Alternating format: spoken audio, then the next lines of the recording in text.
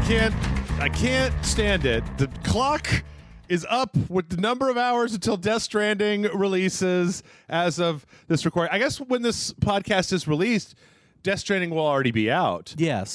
Should we probably by the time we're done, you'll be able to play it. That's true. Given how long it usually takes us to do all this. Do you want to speculate on what the world is like after Death? I can't believe everything is so different now. I can't believe that there's only Taco Bell is the only fast food restaurant left. They won the fast food wars. The fast food wars. Who knew that Death Stranding was going to kick off the fast food wars? It was the catalyst. I can't believe Facebook isn't around anymore. That just went under, and that we're all wearing jumpsuits, silver jumpsuits now in the future with our flying cars. You know, if only it's just going to be a regular Sunday. Yeah. Sunday. I think there'll be a very strong. Critics are generally saying good things about it. Yep. I haven't really seen any negatives, and even when I see negatives, it's like it's negative, but that's not a bad thing. Yeah, that's kind of their thing. Like here's this bad thing about the game I don't like, but even saying that that's bad, you should still play it because this game is still good. Yeah. I don't know. It's going to be interesting. It's going to be interesting to see. I definitely think that no matter what. Oh, I think there's going to be like a huge user hate for it. Oh, absolutely. Absolutely.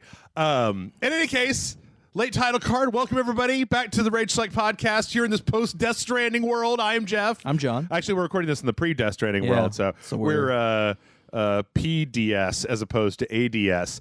Actually, I was thinking the other day about how I think that the closest thing that I can think of that when I read some of the stuff about Death Stranding, I feel like the thing that it reminds me a lot of is Spec Ops: The Line, in the way that Spec Ops: The Line was a game that was not really very fun to play, but it was a really interesting game at the end of the day. Like, I'll never forget kind of the storyline of it. But in any case, we'll find out.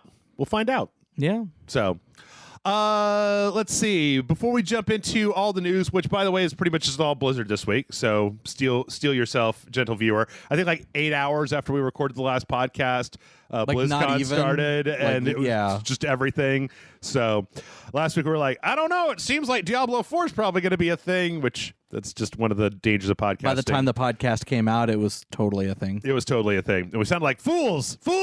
Or I sounded like a fool because I'm the one who looks all this stuff up.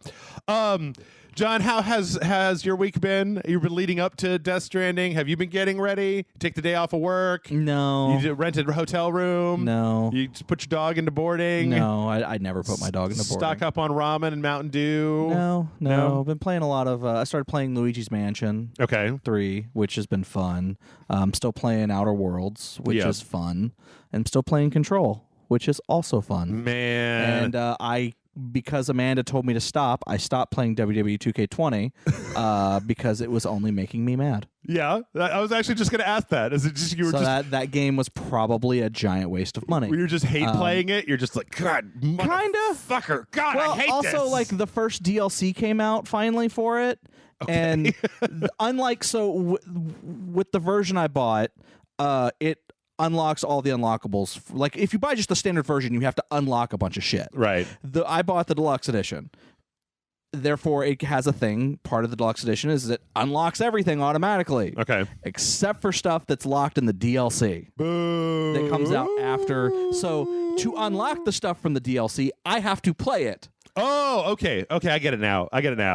So, I was kind of hate playing it to try to unlock everything. And then Amanda was like, but you're not going to actually play it for that stuff. So why are you doing this? And I'm like, I don't know. Yeah, that actually brings up a really good question. And I don't want to put you on the spot because I was thinking about December this year and I was like, are we going to have a Rage Select Royal Rumble this year? And it was like, WWE 2K20 is garbage. I'd hate to have to make you play this garbage game. Besides, we're just swimming in good games right now. Well, Amanda was like, don't you have like 3 games you could be playing right now that you enjoy? that you actually enjoy playing? And I'm like, yes. And she's like, please stop playing this game because it actually aggravates me to watch you so angrily play this game. I just like the mental image of John just sitting there, motherfucker, fuck. Oh, Fuck. like she gets annoyed because like I pantomime throwing my controller against the wall. Oh yeah. Like I don't actually throw it, and sometimes I don't even have the controller in my hand. Okay. I'm just pantomiming that rage, and It's she's just muscle memory. and it just she's like, "Whoa, calm the fuck down." I've never been a controller thrower. I used to have a friend who would. Neither have I. Yeah, that's the thing. This is the first time. That's the first time. It's driven it to controller throwing. Yeah, and then later drinking and just robbing liquor stores and no drinking, underground street fighting. But yeah, other than that, I'm trying to think if there's anything else that I got to do that was in the last week that was interesting or worth touching on. I got to regret my personal life decisions about making Control into a sequential that I have to wait several weeks after playing. I want to. Yeah, but that's a hell you designed yourself. I know, but it's just such a good game. It is. It's a really good game. Favorite Remedy game in a while. Not even done with it, and I already can say it's my number one pick for game of the year. It's going to be at least in top 5. I don't know. We still got so far. Like mind you, I haven't played Death Stranding, and Jedi Fallen Order. Pokemon isn't out. Of course, there's that big thing where like half the Pokemon are not in Pokemon now, and everybody's mad because there's a big chunk of Pokemon that are missing from the new Pokemon, which I don't have as a news story because it just kind of happened right around the time that we were starting. But, well, yeah, I have been doing nothing but watching this clock countdown for Death Stranding, and that's pretty much been it. I learned how to make a perfect bowl of popcorn. Oh, that's nice. So, that's... I think most of my week has just been frustratingly dealing with some changes at work that I will not be going into. Okay. A lot of stupid decisions have been made there. So, all right. As is to happen at places of employment. Yep. That everyone can identify with. I don't know that many people who are just super happy with their job all the time. Or maybe if they are, they just never talk about it, and that's why I don't know. Well, I tell you what. Before we get into the Blizzpocalypse, this was weird. We actually got 2 horror movie trailers that I think look really interesting. The first one is... So I've known about this movie for a while. Yeah. I've been actually following this movie. Okay, this is Nicolas Cage in the Color Out of Space adaptation. Yeah, it's the same producers as Mandy, which is a movie that everyone says is great, and I have yet to watch, and someone gave it to us for Christmas or Amanda's birthday or something. Yeah. And we just haven't gotten around to watching it. But it's the Color Out of Space, which is loosely based on the H.P. Lovecraft story. Mm-hmm. It's an interesting trailer. The main issue, I just talked about this in the Discord, but the main issue that I have with this trailer is that whenever you make a visual interpretation of the Color Out of Space, which is about a meteorite that falls and glows with a color that no man has seen before, you kind of have to visually show some color. And in my mind, it loses a little something when you see an actual color, because the whole point of the story is it's a color that you've never seen before that drives these people to madness, and it corrupts everything around it. Just the existence of this color is enough to just kind of destroy everything. And then this trailer, it's basically just it's pinky purple. It's like a pinkish purple. Yeah. Fuchsia or whatever. I don't know. And it's got some chromatic aberration. Now, the rest of it, all the stuff, I think Nicolas Cage is perfect for any movie where you got to go crazy, and it's a good story. It's just that one thing. Yeah, well, it's I was just because I was browsing, and I actually browsing for Halloween. I was browsing Amazon Prime, and I actually ran across another adaptation of A Color Out of Space, that was made 3 years ago, and it is in black and white. See, that's how I would do it. Yeah, if you made it black and white, which I thought was interesting, and I was kind of like, should I watch that? I don't know. Yeah. Because it also looked like it was made on the cheap. Yeah, I could see that. But yeah, I was actually talking about how I think that making it in black and white would be good, because then you could you just show light, right? And then it's kind of up to the watcher's imagination to kind of fill in the blanks. Yeah. But I don't know. It's still Mandy was good. I think everybody went a little bit more psychotically gaga for that movie than I maybe felt, but a lot of that just comes down to Jeff's general. It was a little artsy. It was a little too artsy, but I don't know. It was pretty good. And I don't know. I'm looking forward to it. I'll watch it. I'm down. Yeah, I think it looks all right. Do we have a release date on it? I don't know. It's probably at the end of the trailer if there is. I don't think there is. Because usually they put those right at the end. No, I guess don't not. see anything.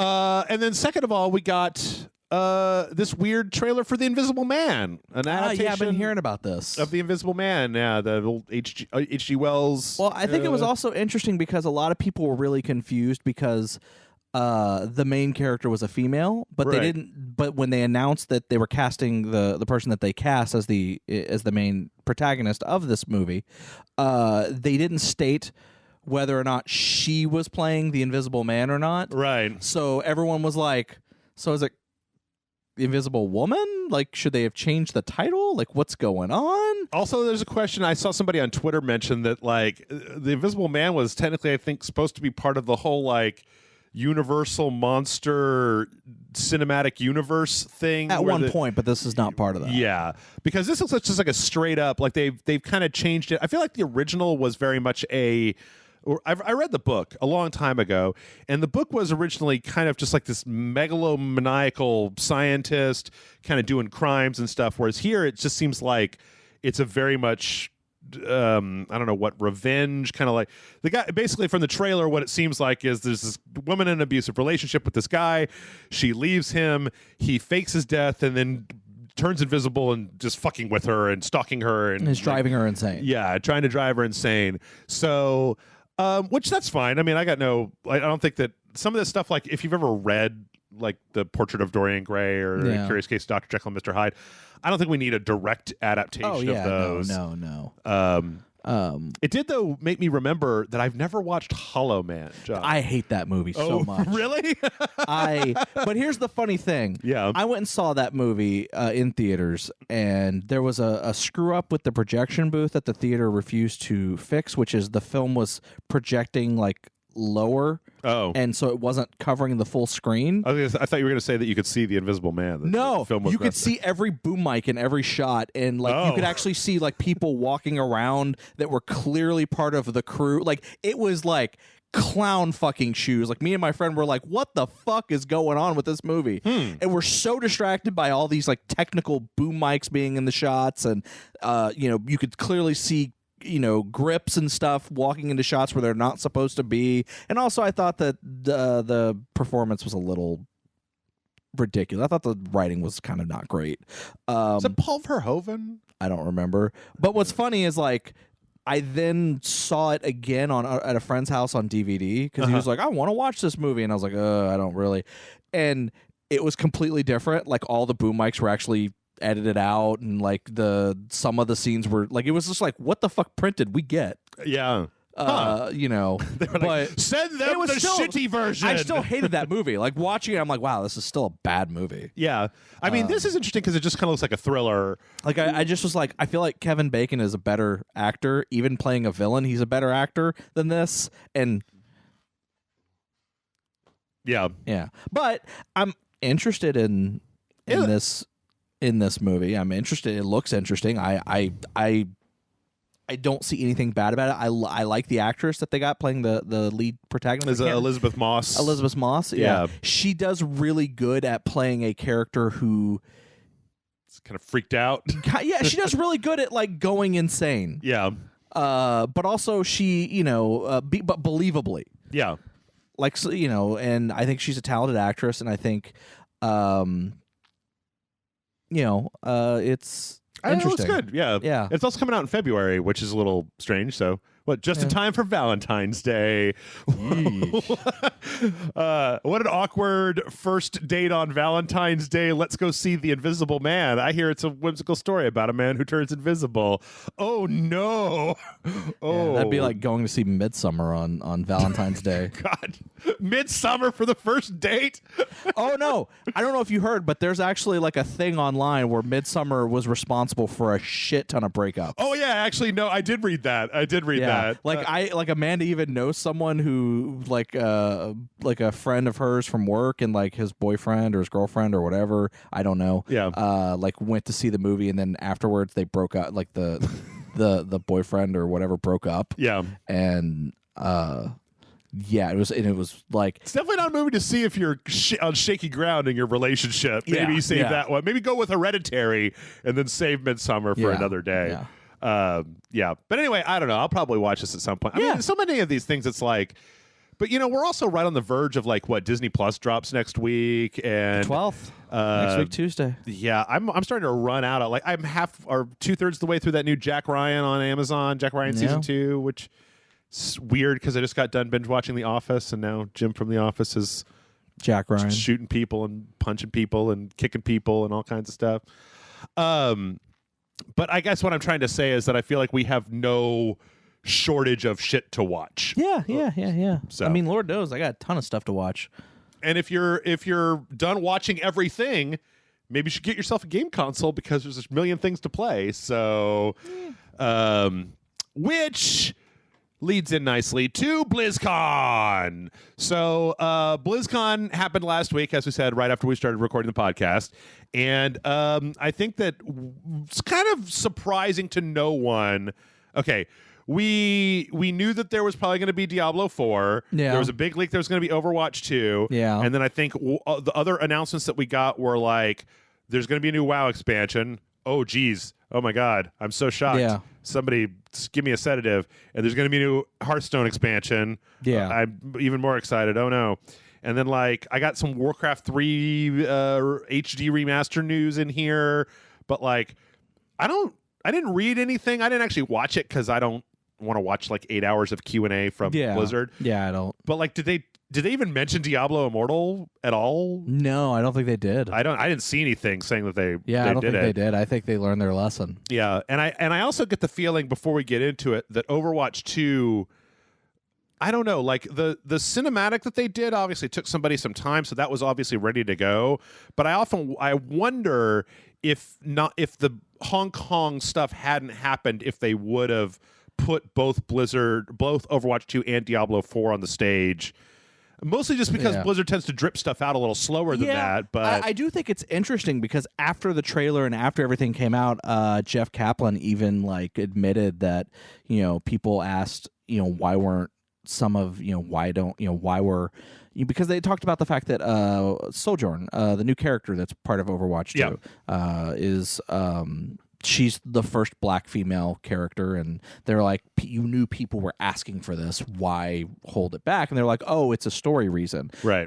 Her character has a very specific tie to the story, the overall story of Overwatch, and so we had to hold her back for 2. And then he admitted that the last 3 years of Overwatch were stagnated because of stuff they were holding back for Overwatch 2. Yep. And that he realized that kind of fucked them over. Well, it's interesting. I tell you what. Let's. You know what? We can finish that off, and then we'll go into the rest of it. Because I was reading kind of some of the full quotes about him, and it's weird because this is something that if you haven't watched it, you may not know. Is that apparently Overwatch 2 is going to have PvE. It's going to have a kind of a progression system, but it's also going to have PvP.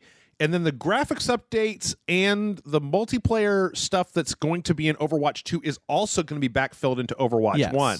So when he talked about that stymieing their production, it actually made a lot of sense because they were essentially trying to continue producing content for a live service game and building a new game at the same time with like the same team, which seemed like a good for continuity, right? Especially if the two are going to ooze into each other. Yeah. If Overwatch 2 is going to be Overwatch 1.5. But I can understand how that would... Because, it used to be... there's actually a quote from him saying that there's a guy that works at their office who's just like... hates the fact that they've just been redoing Lucio Ball and Junkenstein's Revenge and the snowball fight and stuff like that. And he's like, no, I got all these great ideas. And he's like, no. We got to focus on 2 right now. We can't be backfilling stuff into 1. So I don't know. It's maybe part of me goes, Blizzard has a shitload of money, so there's no reason that you shouldn't have just double staffed that team or like hired on new people to take the load off. I mean, didn't they also just lay off a bunch of people like not too long ago? Yeah, there's that. Yeah, there is that. I don't know. Just you say they're made a lot of money, but are they? I think they are, but that a lot of that money is going towards Activision / people at the top / whatever. But that's a whole other story. In any case, it does though seem strange. Like I don't think I've ever heard of a studio doing both I'm sure it's happened before, but doing both like maintenance on an ongoing service game and trying to develop a whole separate game at the same time. Like, it's just a bit of a juggling act. It's also interesting from a story standpoint that from conversations and also based on the trailer, the cinematic trailer and the gameplay trailer and what the modes, the like previews of the modes, is that what it kind of comes off as Overwatch is a prequel to, you know, obviously it's a prequel to Overwatch 2, but Overwatch is everything that happens up to the opening cinematic where Winston does the recall. And then this game is everything that starts after. Yeah, it does kind of come off that way with this cinematic because it's got a lot of... well, not even just the cinematic, but also because all the story modes are... Oh, like, yeah, because there's one that's like how Lucio joined Overwatch or something as part of one of the stories. It's like Lucio coming back to, or them... Like, Lucio was part of Overwatch, and they were all members of... But this is like, you know, it's just the way it comes off is that the first game, the opening cinematic of the recall or whatever, everything came before that, and then this is everything that's coming after. Like, it's just weird timeline stuff. Yeah. Well, I mean, you know, if you really get into the nitty gritty of Overwatch, it never really made sense to have a team where Doomfist and Overwatch and Reaper and Soldier 76 and Tracer were all fighting together, and it was like, well, wait a minute. It made total sense. You know why? Why? Fuck the red team. In any case, we did get this really beautiful... I mean, like, I've never been able to make any bones with Blizzard's cutscenes. I love this cinematic trailer where they're all coming into... Is Paris, right? And fighting... is this Talon or... No, it's the other one. Null Sector. Null Sector.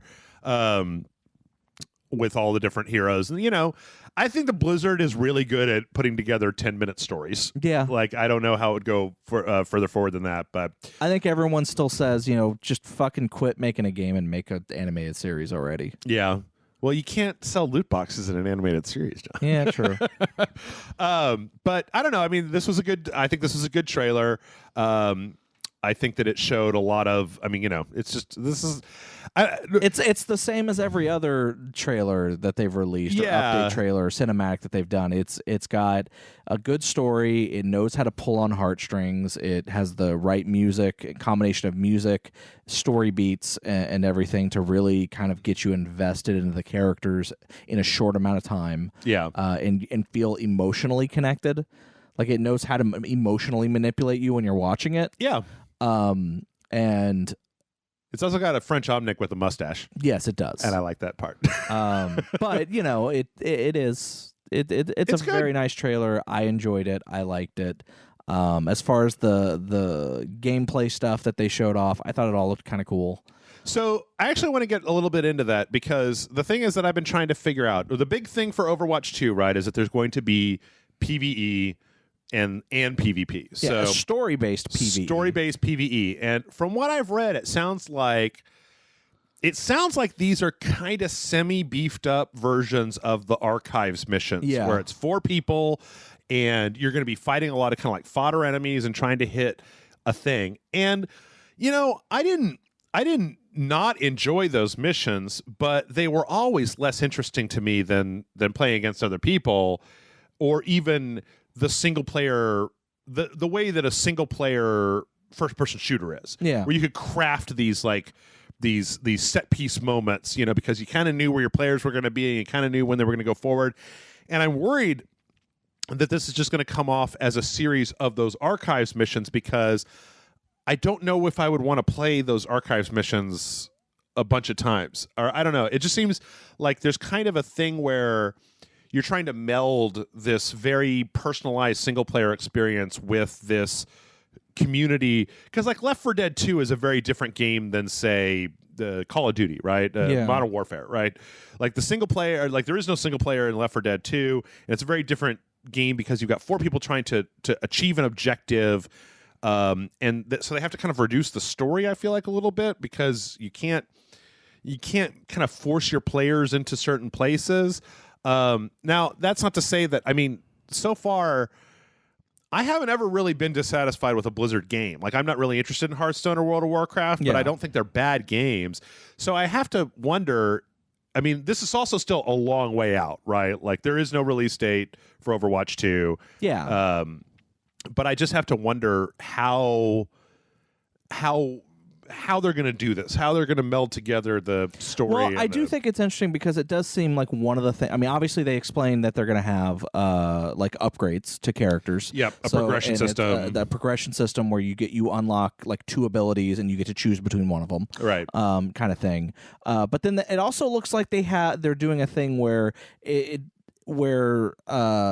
certain characters can combine abilities. Yes. To do certain things. Mm-hmm. Like in the cinematic trailer, you had both Reinhardt and Brigitte doing the shield, and it was like both shields were powering up for one big shield. Right. Were combined together. Well, and then in the gameplay trailer, you had the thing where Mei like freezes a bunch of people, and then Reinhardt does kind of like a jump slam down. Yeah, he does the hammer down thing. But yeah, it seems like they are trying to do a thing where part of it is you want to like coordinate with other players to achieve this whatever the story beat's going to be. Yeah. Which I think could be interesting and could be how they fix that problem that you're talking about through that.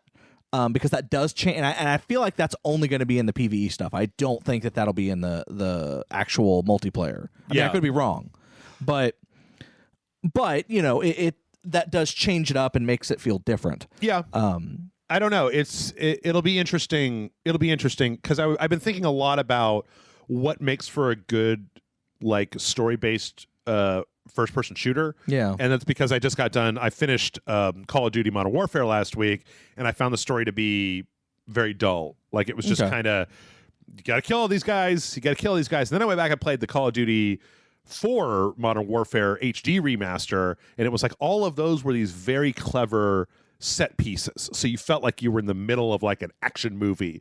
And I feel like, I don't know, that I guess I need to get my hands on it, and the thing is that I doubt that Blizzard will put out a half-baked thing.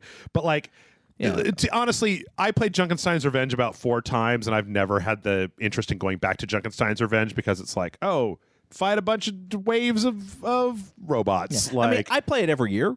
Yeah, at least I did for a long while until I just stopped playing the game entirely. Mm-hmm. But I don't think, you know, I don't have any problem with that. But you know. We'll see. It also depends. I feel like it's also going to depend on whether or not it's a full $60 or whether, like, if you own Overwatch 1, there's some kind of discount. I don't feel like Blizzard, sometimes they do stuff like that. Sometimes they've done that. But I really need to see a list of features if they want a full $60, because if it's just 10 of those PvE co-op missions plus a revamp, I don't know. Maybe it would be nice though. Apparently, like, one of the things I was reading is they had these full little cutscenes depending on the characters that you chose, where they would kind of interact in a cutscene before you started the mission type of thing.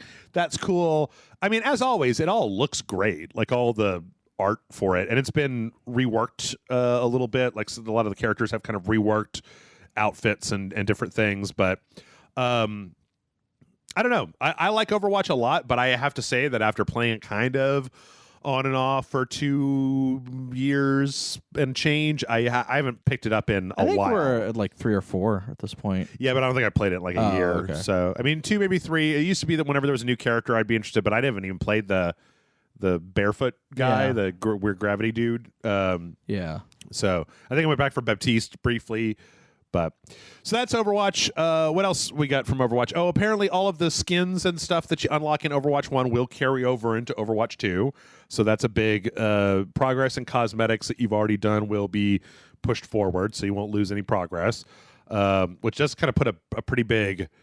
It makes you wonder how many new cosmetic options will you have if you already have all of the ones from Overwatch 1, which is a fucking zillion of them. And then... apparently, they're very interested in doing crossplay as well. No, wait, sorry, that's a different story. So yeah, that's mostly what we got about Overwatch 2. I feel like I want to see more. I would like to see more of it and know more about it. And here's the thing: having been someone who worked at Blizzard a long time ago, when they say it'll come out soon, that just means it could be any time between now and eternity. Well, yeah, I mean, Kaplan said that they're going to put it out like when it's done, and that they're probably going to stop after this. They're not going to talk about it for the next year or something like that. So we'll probably get to see when it comes back. But it's worth remembering, right, that Blizzard has straight up just abandoned almost fully completed games because they just didn't feel like they were high enough quality. Yeah. Like Overwatch came out of Titans, one of the Titan modes. StarCraft Ghost Adventures or whatever, that got scrapped. Thrall adventure game, that got scrapped. So I don't know. It'll be interesting to see. More interesting, maybe, or I don't know. Coming out sooner, I think. Still no release date though. No release date, but this one looks like it's a little bit more fully formed. Well, we got a big Diablo 4 dump. So I feel like we already knew this because of the German art book leak. We got a big cinematic trailer. I think the biggest thing about this cinematic trailer is that maybe the biggest thing about this entire release is that it seems they're going back to their Diablo 2 art roots. Even the villain, if I'm not mistaken, is a villain from Diablo 2. I don't really know. I can't really remember that much of the lore. I mean, it's not one of the prime evils, right? They're all gone because they all got killed. But what's her name? Lilith? Is it Lilith? Is it not Lilith? I think it's Lilith. Yeah. But it's been so long since I've even played Diablo 2 that I couldn't tell you. But we got this really nice trailer, this really nice, like, gritty cinematic. I mean, this is so in stark contrast to the Overwatch trailer where everything is bright and colorful and adventure, and this is just, like, grim and gritty and dark. And yeah, they're like, there's no rainbows in this trailer. Yeah, they've definitely, even when you look at the screenshots, like, they look more like, I feel like, what people wanted out of Diablo 3, because Diablo 1 and 2 were darker and grittier than Diablo 3. I liked Diablo 3, but it was more colorful. It did have more brightness to it, and I dug that. But this seems like they're going back to very desaturated, lots of blood, high contrast, like lots of darkness. And the world has gone to shit even after the events of the last one. Yeah, which I don't even remember what happened at the end of the last expansion for Diablo 3. But in the cinematic trailer, this is kind of Lilith getting reborn. There's just like a bunch of treasure hunters looking for loot. Yeah, and they said this takes place like a couple of 100 years after Diablo 3. Yeah, these guys are still pretty grimy and medieval. They haven't really managed to get that far forward.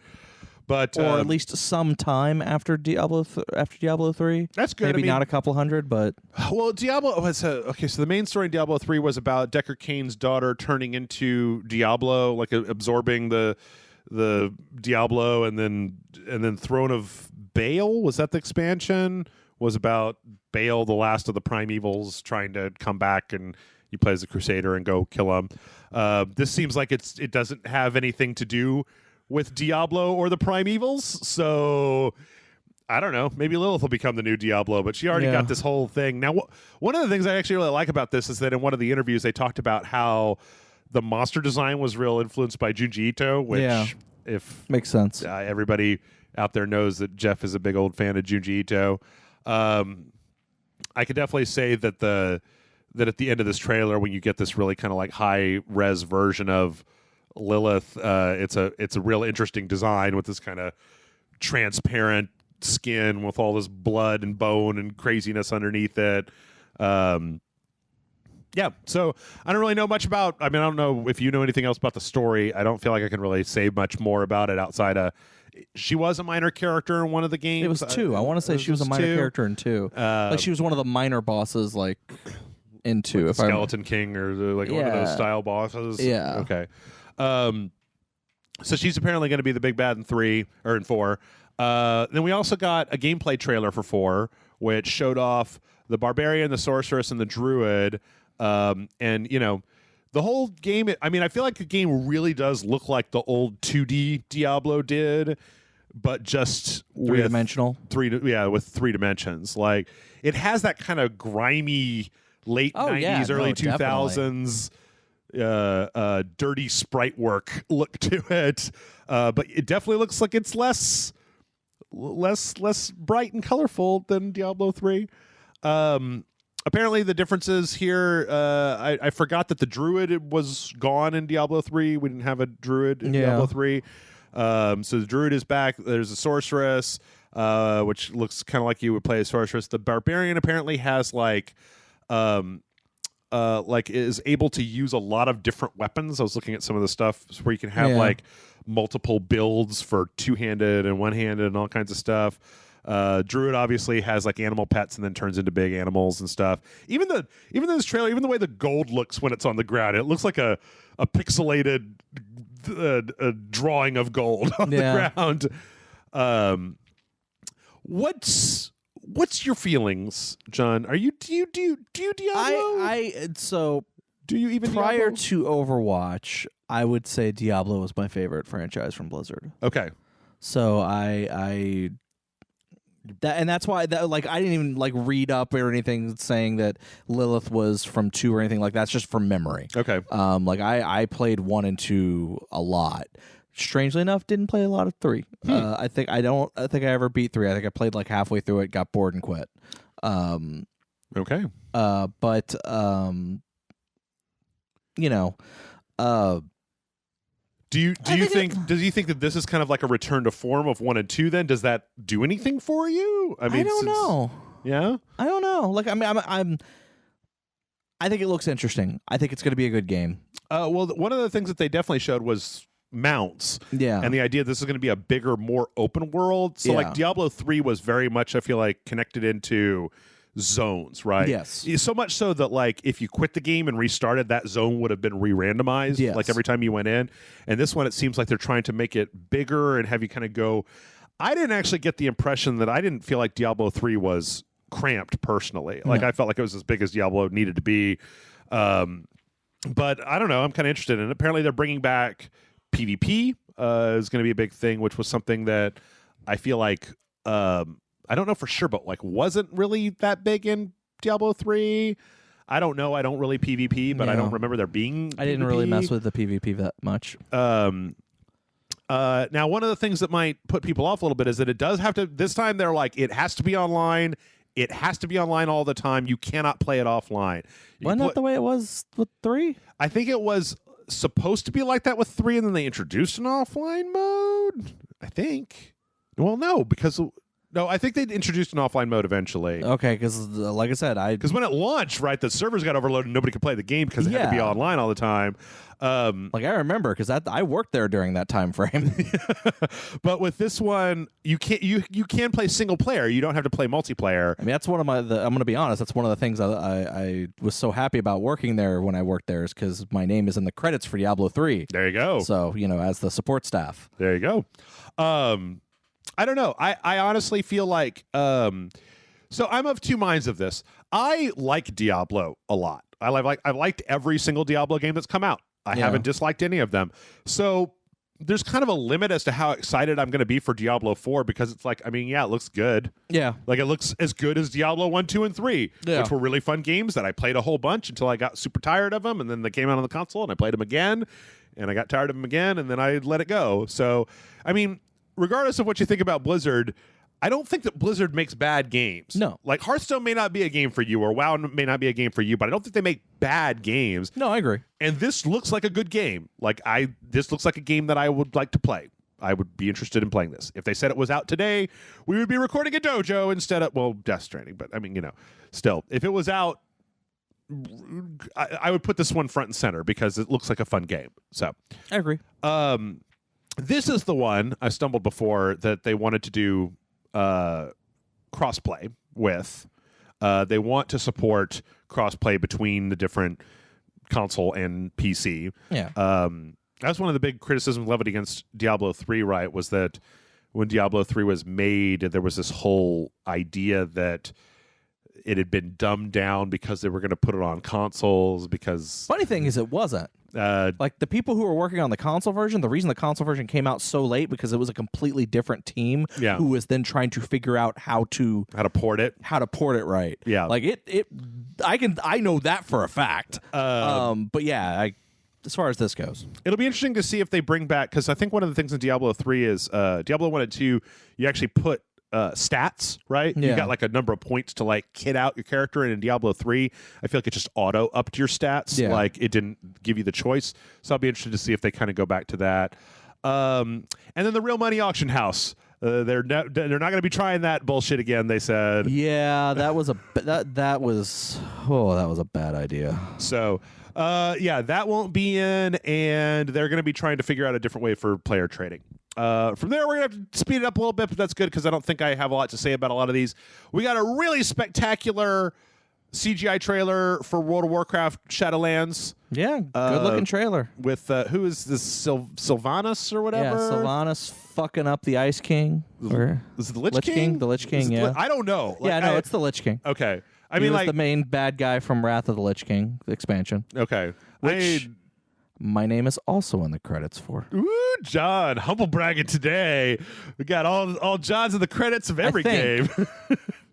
I think. I want you it may not be that one. It may be the one after that one, Cataclysm. Okay. I could be wrong. Okay. This is a great cinematic.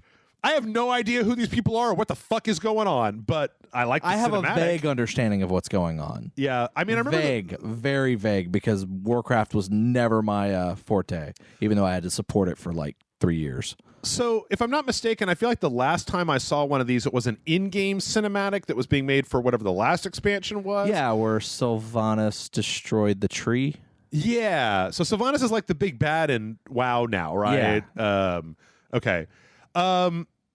So this is a cool trailer. Yeah. I don't know why the fuck the sky opens up or breaks apart or what the helmet is or half of what any of this bullshit is, but if you enjoy looking at some medieval shit happening, go watch it. But it's the trailer for the new expansion, which is going to be taking place in like the underworld, in like the world of the dead, essentially. Which is that why the Lich King is there? Did they kill the Lich King in one of the Wrath of the Lich King expansion, and now he's in the underworld? Or I don't know. In any case, it appears that it's going to be a pretty big expansion. There's going to be the Realm of the Dead. There's going to be like covenants. I can't really they're revamping the leveling system so that every level you're going to get something as opposed to every 5 or every other. I don't even remember how it was. One of the big things that they were talking about is there's a lot more customization options for the humans now. So yeah. A lot more skin tones and facial features and stuff to really kind of customize. I feel like they've been slowly incrementing the player avatars for a while now, and this is just more of that.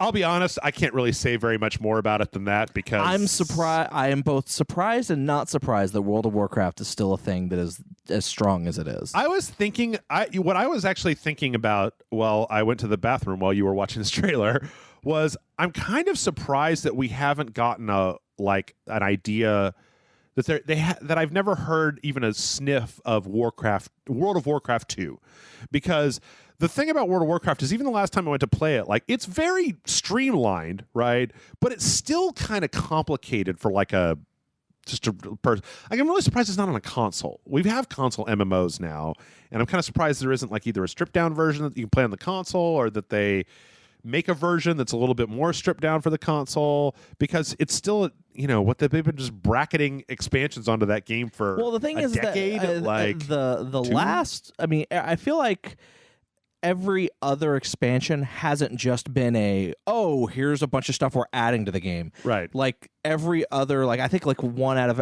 every 3 or 4 expansions or whatever is a massive graphical overhaul. Yeah. And I think that's what this one is scheduled to be, the next one that's a massive graphical overhaul of the game. So it's not so technically this is your World of Warcraft 2 because they update the graphics engine each time. Yeah. So it's... Yeah, I don't know. I still kind of wish that... Plus, their money is not in selling copies of the game. They're getting money from the subscriptions. Right. So, that's why they constantly... And expansions. Yeah, subscriptions.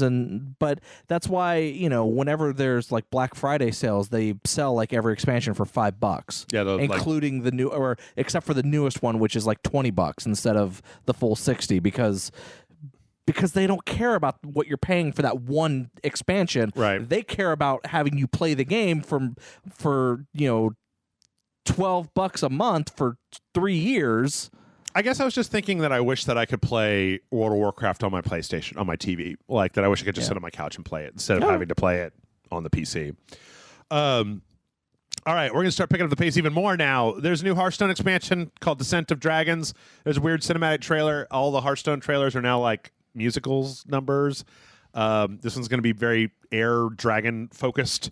I do not play Hearthstone. Yeah, I don't play Hearthstone either. There's going to be also like an 8-player PvP free-for-all thing where you can do 8 different people all fighting at the same time.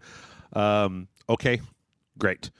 And as mentioned before, we also got some information that the Warcraft 3 Reforged beta is going to be going live any day now, early November, and it's going to start with basically starts with like the people that bought the BlizzCon, both people that are at BlizzCon and the BlizzCon virtual tickets, and then people that pre-ordered it, and then kind of down from there. It's a multiplayer beta, so I think they're doing it's like the humans and the orcs for 1v1 and 2v2 online. So it's not like the single player. It's just online multiplayer, which I have zero interest in playing Warcraft 3 online. And then last, let's just talk briefly about the president of Blizzard came out and talked about the whole. This was the first thing that they did. Yes. At BlizzCon, like this was the very first thing at the BlizzCon opening ceremonies. Yeah, this is J. Allen Brack came out and talked about the whole Hong Kong controversy. I'm going to give this one a very solid like meh. Like I didn't think it was quite as bad. So there were I understood what they were trying to say. Yeah. And they did it poorly. Yeah. And then they kind of fucked it up by their, one of the things they said was, yes, this is, don't judge us by not just what we're saying, but also judge us by our actions going forward. Yeah. And then they doubled down on the thing that everyone hated. Yes. So it was like, you told us to judge you by your actions, and then you kind of said fuck you with your actions. It's so weird. The thing that bothered me the most was the fact that, like, if you've ever watched a press conference, the way that they put in pauses for applause breaks, and the way that he kept stopping at the end of like our mission is integrity. So that's why and it was like you were expecting like an applause break in your apology. It just kind of rubbed me the wrong way. Like they didn't. I don't know. Yeah, I'm with you where I get what they were trying to do.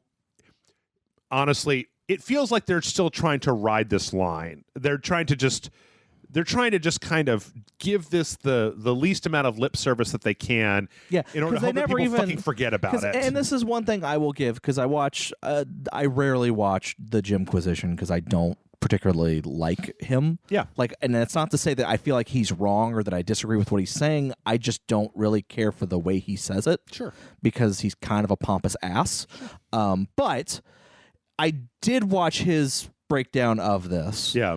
And this is one of the few times I've watched one of his videos lately. And I do happen to agree with the fact that part of the reason that the apology rings hollow, is that he never actually says what they did wrong. Right. He just says, very nebulous. There was a controversy. We understand it was a controversy. We understand why it was a controversy. And we feel bad about that. Right.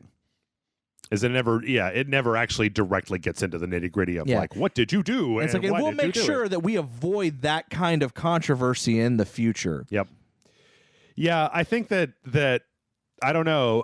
This could be the thing where this could be the new Fallout 76, where every 2 weeks we're talking about this on the podcast. The problem here is that this is one of those things where there's not really a middle ground for this, right? Yeah. Like either you're going to let people say what they want to say, or you're going to have rules that say you can't talk about X and be part of our organization. Yeah. And like if you let people say whatever they want to say, China's going to be mad. And if you don't let people say whatever they want to say, the gamers are going to be, there's going to be a subsection of gamers that are going to be mad, and like there's no way to split the difference there in a way that's going to make China happy and gamers happy. And they've already doubled down that they're going to make gamers unhappy. Yes. So because they basically said, when asked about, okay, you said, let your actions speak for you, what about the suspension? No, we're not lifting it. Right. Where it's staying because we were justified in our. It's like literally they were like, they didn't say the words "we were justified," but it was like it's staying because we feel like the decision was the correct one. Mm-hmm. And it was just like, that's the opposite of what you were telling us a second ago. Oh, well, not just that, but I don't know if you saw, but last week there was an Overwatch League coach that goes by Justin Jane Conroy, who was a YouTuber who actually coaches the Dallas Fuel and was general manager for Team Canada in the Overwatch League, who put out a tweet in support of Blitzcon. This was like last week. And then that tweet disappeared, and finally somebody, sources close to him, and he was like, yes, I was told to take that down. That, like, I was, as an official representative for these teams, that I was not allowed to basically have this opinion up on the internet. So, like, again, the problem here is that there was they were always, before this happened, they were in this territory where it was fine because nobody had brought this confrontation to the fore. Now that confrontation is there, it's like you can't be on both sides. You have to be on one side or the other. And to me, it seems like what Blizzard is doing is Blizzard is on the side of nobody's talking about Hong Kong. Look, here's Diablo 4, here's Overwatch 2, here's a bunch of games that you would be interested in playing. And as I've said in the last bunch of podcasts, gentle listener, you are going to have to make the decision about whether you can play Diablo 4. And here's the thing. We said a lot of good things about both Overwatch 2 and Diablo 4. Yep. And if you even said Diablo 4 looks so good that if it came out now, we'd be playing it. Right now, I'm kind of, like, as someone who used to work there and as also someone who really likes those games and even thinks that they look really good, I don't know if I'm going to buy them. Yep. Mind you, they could come out 4 years from now, and obviously I don't think it's going to be that long, but they could come out like 4 years from now, and by then this is actually, Blizzard has somehow done, something has happened to Blizzard that they've changed their ways and they're totally in the good graces or whatever. Sure. But right now it just doesn't feel right. Right now, if they did come out right now, well, I understand you would be putting it on the site because that's content for the site and it's a good game. I don't know if I would be buying it. Like, I would probably, if you asked me to be on those videos, I would totally be on them with you because I have no qualms about that. Sure. But I don't think I would be giving my money to them. Sure. As of right this second. Because, and mostly it's because of when he said, judge us not by what we're saying here, judge us by our actions going forward. I was like, cool, okay, I'm going to keep a look at what you're doing going forward, because that was the thing I took away, was like, oh, okay, they're going to be taking steps to make sure that they're not making those same mistakes. Sure. And then they doubled down. Yeah. And I went, you just did the thing you just did the thing that pissed everybody off. Yeah. And it's also worth noting, I know that not everybody is like this, but if I wasn't running a website, like I've said this before, some people like only play Hearthstone, right? Yeah. Or some people only play WoW. Like, that's their game. That's their one game. But man, if you are a gaming omnivore, if you're just like down for whatever, we are in the middle of just like good game after good game. Yeah. There is no reason for you to... I've got 3 games that I'm in the middle of playing right now, and there are at least 3 games coming out within the next month. Yeah. So, and then like, I don't know. I have a feeling that I feel like a lot of people don't even realize that there's also all the games that came out in 2019 that you probably missed because you're not like Jeff from Rage Select playing them. I got to play them all. Yeah. Like, so, did you play Untitled Goose Game? Maybe go get that. Yeah. Like, there's games that I own that I played maybe a little bit of. Yeah. And then I stopped playing for whatever reason, due to life or another game that I was more interested in or whatever, that I have a list of games I have to go back to. Yep. That I have to go back and finish. Yep. So I've got no shortage of games to play. And, and like I said, I do feel like this is something that I'm not going to tell people don't buy it. And I'm not going to tell people they should buy it. I'm going to tell them you need to vote with your wallet. You got to here. This is a prime example of, if you feel that Blizzard is fucking up by taking the stance that they are taking, then you need to not buy their games, regardless of how good they look. And we can sit here and talk about how good they all look. Yep. And I have no problems talking about how good the trailers looked and how emotional the Overwatch trailers made me, hit me. Because they did, and I can respect the artistry that went behind those, because a lot of those people, that made those, they're not behind that decision. Yeah. A lot of the people that are behind that decision are the people above them. Yeah. And I can say, hey, that looks like a really good game. It looks like it's really fun. But unfortunately, in this specific instance, because of these actions that the company as a whole has taken, I'm not going to buy it. 100%. Now, like I said, by the time these games come out, that could be totally different. I could be singing a different tune and may actually buy them. But I feel like you're right in saying, and what everyone's saying, is that Blizzard came out, sort of addressed the elephant in the room, kind of, and then kind of continued to ignore it, and then tried to distract everybody with, look at these trailers. Yeah, with pinky, with great shining, gleaming trailers of new stuff that everyone would want to play. And I think that they're hoping that all that looks so good that you'll forgive them for the things that they're doing that are pissing people off. And it's, I don't know. I feel like I'm at this point I'm repeating myself. No, it's fine. Yeah, it's just everybody has to make their own decision, right? There's always going to be things out there that are unjust, right? Or that you feel badly about, and then it depends on how badly you feel about them. Yeah. And I'll say this: if someone I knew said, "I don't care, I'm going to buy that game," cool. I'm not judging. You don't. Yeah. And I feel like that's the big thing that I feel like people should say: if you're boycotting a game, right?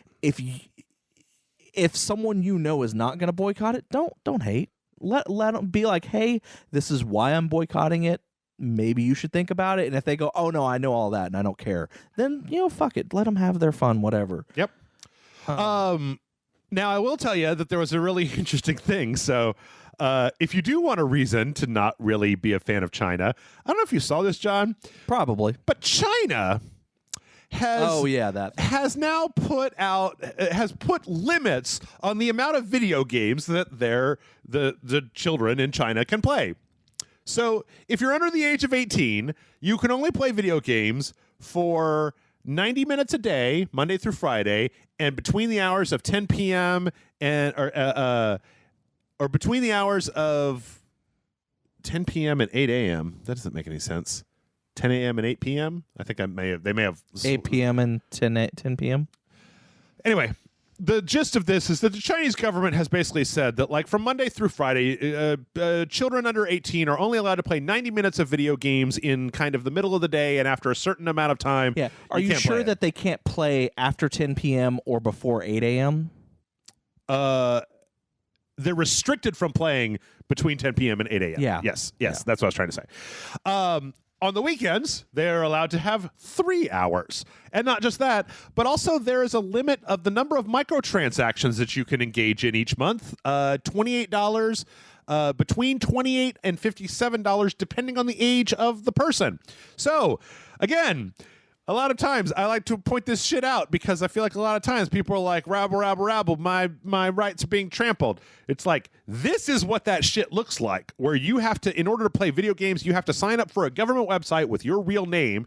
And then when you start playing video games, you get a timer. And when that timer is done, you cannot play video games anymore. And it's not up to your parents. It's up to the fucking government. Yeah. God, I hate China. I mean, like, and they've done this to, like, one of the things in the when they talked about this, one of the reasonings is they wanted to reduce video game addiction and blah blah blah blah, and also nearsightedness. So apparently they've decided that playing video games will make you nearsighted. Yeah. You can't spend too much time staring at the screen. Anyway, that's shitty. And this is one of the reasons why it's important to let Hong Kong be a free place, is because China is fucking draconian AF. They are not an easygoing place where it's just like, hey, man, Chinese market's big. We want to do whatever. This is the shit that they do. You can't play video games for more than 90 minutes a day. Are you kidding me? I would be starting a revolution. Or I would be in a camp. Let's be honest here. I would be cracked down on immediately. Yeah.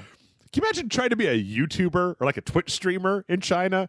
Can you watch more than 90 minutes of? I don't even think they have access to Twitch or YouTube in China, or it's a very restricted version of it. What if you have a PS Vita? How does it work if you have a PS Vita? Probably don't have PS Vitas in China. What about like Raspberry Pis? Definitely don't have those. Man, what if I could go to China and I start like selling Raspberry Pis under the table? Yeah, but I'll be executed probably. So. Yeah.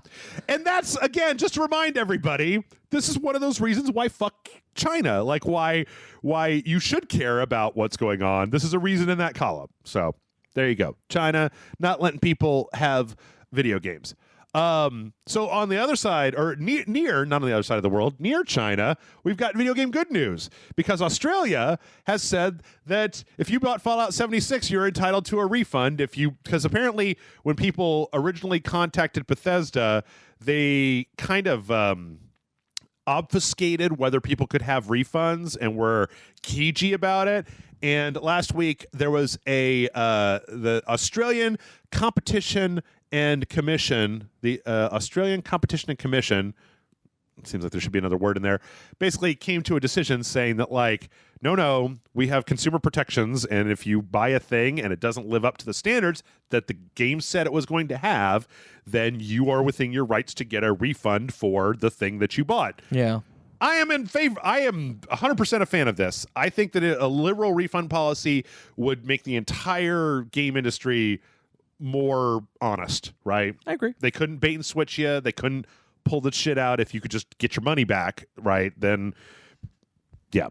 So anyway, if you are in Australia and you filed a complaint between November 24th, 2018 and June 1st, 2019, Bethesda and ZeniMax must accept that refund if you want it. So. Not that I think we have a lot of Australian listeners, but maybe I think we have some. 2. We have a group, a harem. Yep. From there, let's also talk about this is a really weird story, John. I don't know if you saw this, but apparently, so last year Black Ops 4 came out, right? And then there was they had the game, and it had some unlockables, and then it had these loot boxes that had most of the cosmetic stuff, and there was a lot that was locked into only the pay-for loot boxes. Now that Modern Warfare is out, apparently they've gone back in and changed the economy in Call of Duty Black Ops 4 to where you can take unopened loot boxes, and if you have a certain number of them, you can trade them in for whatever actual thing you want. So if you want a specific type of cosmetic thing or a specific gun, you can build up loot boxes and then use them as a currency instead of real money to get them out. Which is That's weird. Well, it's kind of being seen as kind of a fuck you that now that there's a new Call of Duty out, they've made the actual economy in Call of Duty Black Ops 4 fairer to the player, that while that was the main Call of Duty game, it was microtransactions ahoy. Now we've got a new one, and now last year's game is a little bit more like a regular old game. So yeah, people are not stupendously happy about that.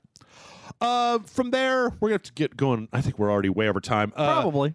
Smash Brothers, we got big Terry Bogard presentation. Terry Bogart's in Smash Brothers. One of the big things about Terry Bogard that's kind of rubbing people the wrong way is that he's got a bunch of command input moves. Yeah. So instead of just regular supers, he's actually got like fireballs and shoryukens and stuff that you have to do.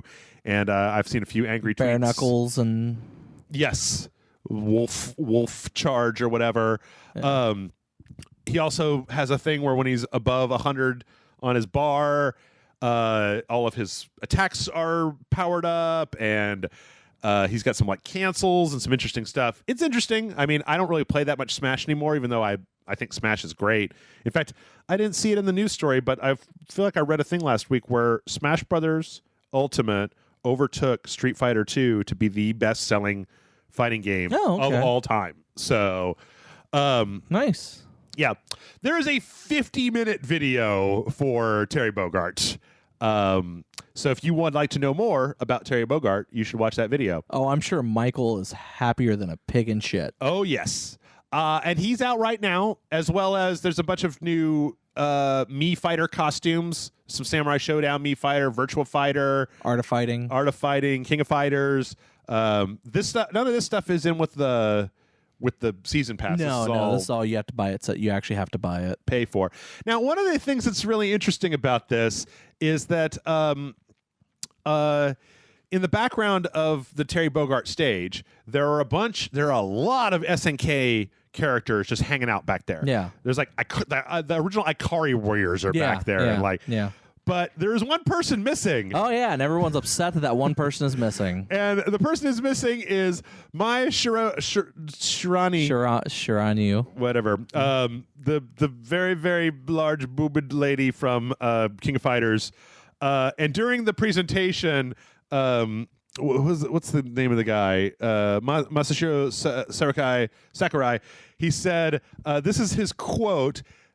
He said that Mashrani was. He said the game was for good boys and girls of all ages, and that this didn't exactly fit with that because her character model is just boobtastic. There are actually a bunch of ladies in that background. They're just not the ones who are hanging out all over the place, which has then, of course, spawned a bunch of memes and tweets and things of people mad that the big boob lady from the game they like is not in the game for children with Mario, or children of all ages, shall we say.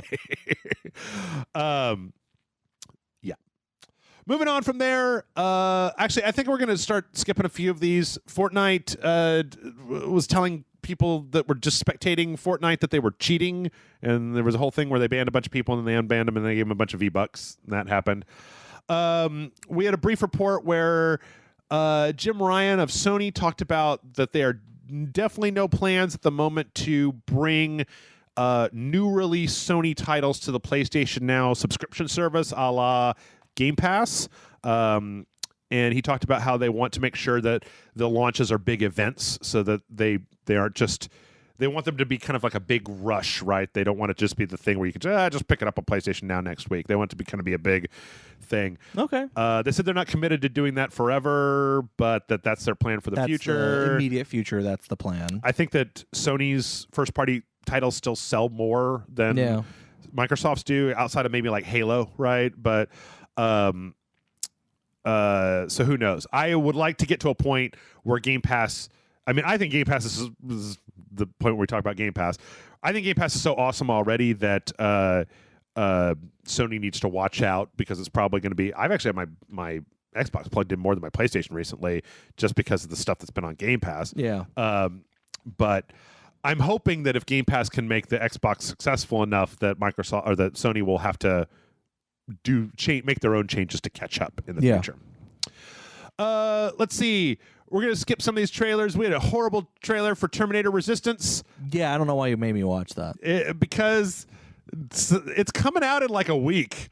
They're putting it out in like the Death Stranding, up against like the Star Wars and Death Stranding. And I mean, I guess it's supposed to be a tie-in with the Dark Fate or whatever, but the thing that I was interested in, though, was that I was wondering... The only Dark Fate around here is the people who play this game, because it looks fucking terrible. So you're saying you want to be on the dojo when we play Terminator Resistance? Sure. Is that what you're saying? Yeah. Oh, the main thing that I wanted to know about this, though, was when I first saw the first trailer for this game, I couldn't tell whether the game was on rails the way that Rambo game was on rails. It was kind of like go to an area and then just firing gallery. And this does look like an honest-to-God first-person shooter, move around kind of freely thing.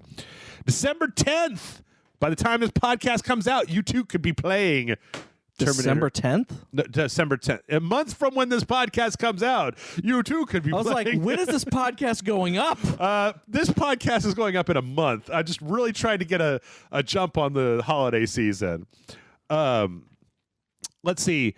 Few more things, and then we'll take a break here. Red Dead Redemption 2 came out for the PC. Hey. Apparently, it's a giant shit show. Probably. Oh, yeah. No, what is it? Like, if you have, like, the highest, like, the highest specs of a computer that you can legally own, it still can't process Red Dead Redemption 2 at the highest settings? Oh, I don't know. I haven't read that. All I know is that apparently, like, antivirus software causes it not to be able to launch because it gates some checking or something like that. Apparently, though, one of the fixes is you can go over to Nexus Mods, or whatever that site is called. Yeah, Nexus Mods, and download a save game that's after the beginning of the game. It's after the mountain, and apparently that will get you into the game because there's some kind of startup bug. So yeah, apparently there's working on it, but Red Dead Redemption 2 is not the greatest launch of all time. Yeah. In exciting news for you, John. Exciting news for me. Sega announced that they're putting out a demo for Yakuza Like a Dragon in Japan. Nice. I actually didn't realize this, but Yakuza Like a Dragon is releasing in January in Japan. Yeah. So I'm like, it's probably going to be getting it in like December. I don't know, maybe next year, maybe even earlier than that. June. They're probably already working on it. Yeah. But this also means that we're probably going to get whatever that demo is in the States at some point, which hopefully way before the game comes out because that game looks rad. And then let's see. This is weird. Do you remember the original PlayStation, like the first PS4 showcase? There was a Capcom game that was called Deep Down that looked like a Souls game that had these very like Baroque armor, like in a dungeon with monsters and a lot of like darkness and stuff. Vaguely. Okay. Apparently, according to Yoshinori Ono, this is still not dead. That game is still kind of something that Capcom has been thinking about working on at some point, which is weird because the last time we saw I like the terms like they've been thinking about maybe working on it. What's the quote? It's not been completely given up on. Every year we examine titles we're doing in the future and we bring up projects to approve and move forward. There's not much I can say about it, but if you've noticed we've kept the trademark, it means we haven't given up on the title completely. So there you go. Nice. Glowing endorsement. Let's see. And then we got a couple more here. Outer Worlds coming to Switch. Nice. So in 2020, apparently you'll be able to play Outer Worlds on the Switch. I assume it's going to take some kind of graphical hit, but that game's more about style than it is about high fidelity graphics. So. Yeah, I agree with that. And then BB from Death Stranding is coming to Days Gone. Apparently the Days Gone has some motorcycle customization that puts the baby from Death Stranding inside of where the fuel tank is. And that's weird. Some like Death Stranding kind of livery that you could put on your bike and stuff. So if you're still playing Days Gone and you need to get your... Or maybe if you've never played Days Gone and you decide this is the thing that makes you want to play it. Yep. Apparently they helped out, the company that made this helped out with the engine stuff with Guerrilla and Death Stranding. Okay. So. And last but not least, this might be my favorite story that I've read this week. So, you know Elden Ring, which is the George R. R. Martin Miyazaki, the next game from Software. So apparently the subreddit for this, for Elden Ring, people are so hard up that they have started inventing lore for this game that does not exist, like inventing memes. So there's like this meme with the three faces, and it's like when Brendan the Coward gives you his father's sword and gives up his chance at redemption just to help you, and it's like they're just like making up shit like this. When Harkenstone Fist asks you to destroy the Blackened King's blade, but you've already decided to kill him with it. It's like they're making up memes and lore for this game that doesn't have any lore because they're bored. They need lore, man. You're playing Dark Souls, you need some lore. So like, yeah, it's pretty hilarious. And with that, we're gonna go ahead and take a break. And when we come back, we're going to answer some questions. So everybody stick around, and we'll see you in just a minute. And we'll be that much closer to the release of Death Stranding. 3 hours and 15 minutes.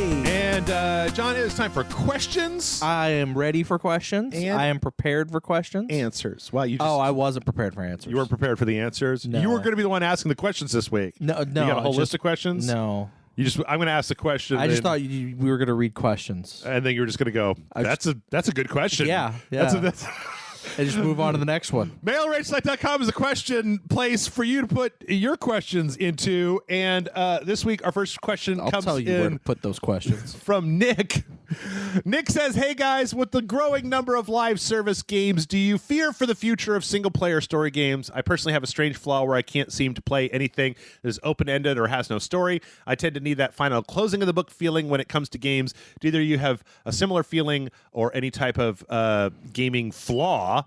And then, second question. Would the popularity of future consoles like Google Stadia or Xbox Scarlet finally get ISPs to get rid of their data cap limits? I personally have a 1 terabyte data limit on my home internet and have come close several times to going over. With consoles going in the online-only direction, do you think this will force ISP companies to alter their business model? Sorry for the long questions, and thanks for all you do. And that's from Nick. So I guess we'll take it in order. I think we've talked about this a few times in the past. I am right there with him on I kind of lose interest in games that are open-ended. Mm-hmm. Like they're supposed to be games as a service. I very quickly lose interest in story games that are games as service or stuff like that. Right. I tend to like single-player, one and done, beginning, middle, and end stories in my games. I think that we all do. I think that we're predisposed to like stories. Do I think that with the fact that so many games are going in that direction, that this is the end of the single player story experience? No. Yeah. And I think a prime example of that is Marvel Spider-Man. Mm-hmm. Like that is like that game sold so well. Yep. And that game, beginning, middle, and end story. Mm-hmm. And it came out in a year where we had a shit ton of games as service games come out. Yep. And if I'm not mistaken, while it only came out on one console, it did better than all of those games financially. Maybe it's hard to tell because we don't know the problem with the whole games as service thing. It's weird because games as service existed before this current spate. Yeah. MMOs were games of service, like these infinity games that you would just play over and over again, right? Yeah. Or even you could make an argument that some of the multiplayer games, because those don't really have a story. And that's why I said kind of like, I don't include Overwatch in games of service, but it's totally a games of service game if you think about it. But the thing is that I think that we might be getting, because I feel like a lot of times in gaming, when we start to see some trends and then we forget that there were trends that have gone away, right? Yeah. Like we were talking about World of Warcraft, but what was it? 10 years ago, maybe? There was a million MMOs. There's Asheron's Call and City of Heroes, which apparently is back. But City of Heroes, Asheron's Call. What was the futuristic one that Funcom put out? Well, I don't even remember what that one was. There was a cyberpunk one. There was the Secret World was a thing. Star Wars: The Old Republic. EverQuest 1 and 2. I mean, EverQuest 1 and 2 were fucking huge. They were huge games. And then after that, we had the MOBA trends, and the MOBAs, everything was a MOBA, and then 90% of those shut down, and we still have Dota and League and a few others. I love to point out the fact that, we had the online pass, right? Yeah. That they put out to try to kill used game sales by basically charging you for the multiplayer. If you bought the game used, you would have to pay in to get to the multiplayer, or That's day one gone. DLC.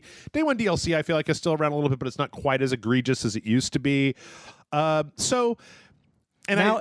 not day one DLC. It's pre-order bonuses, right? That's kind of what pre-order bonuses have been around for just as long as all the other stuff has been around, but now it's kind of, they've turned the day one DLC into a pre-order bonus, where if you pre-ordered it, you got it. If you didn't, it's day one DLC. Or right now, we also have seen, I feel like everybody talks about the games of service and the loot boxes and gambling mechanics.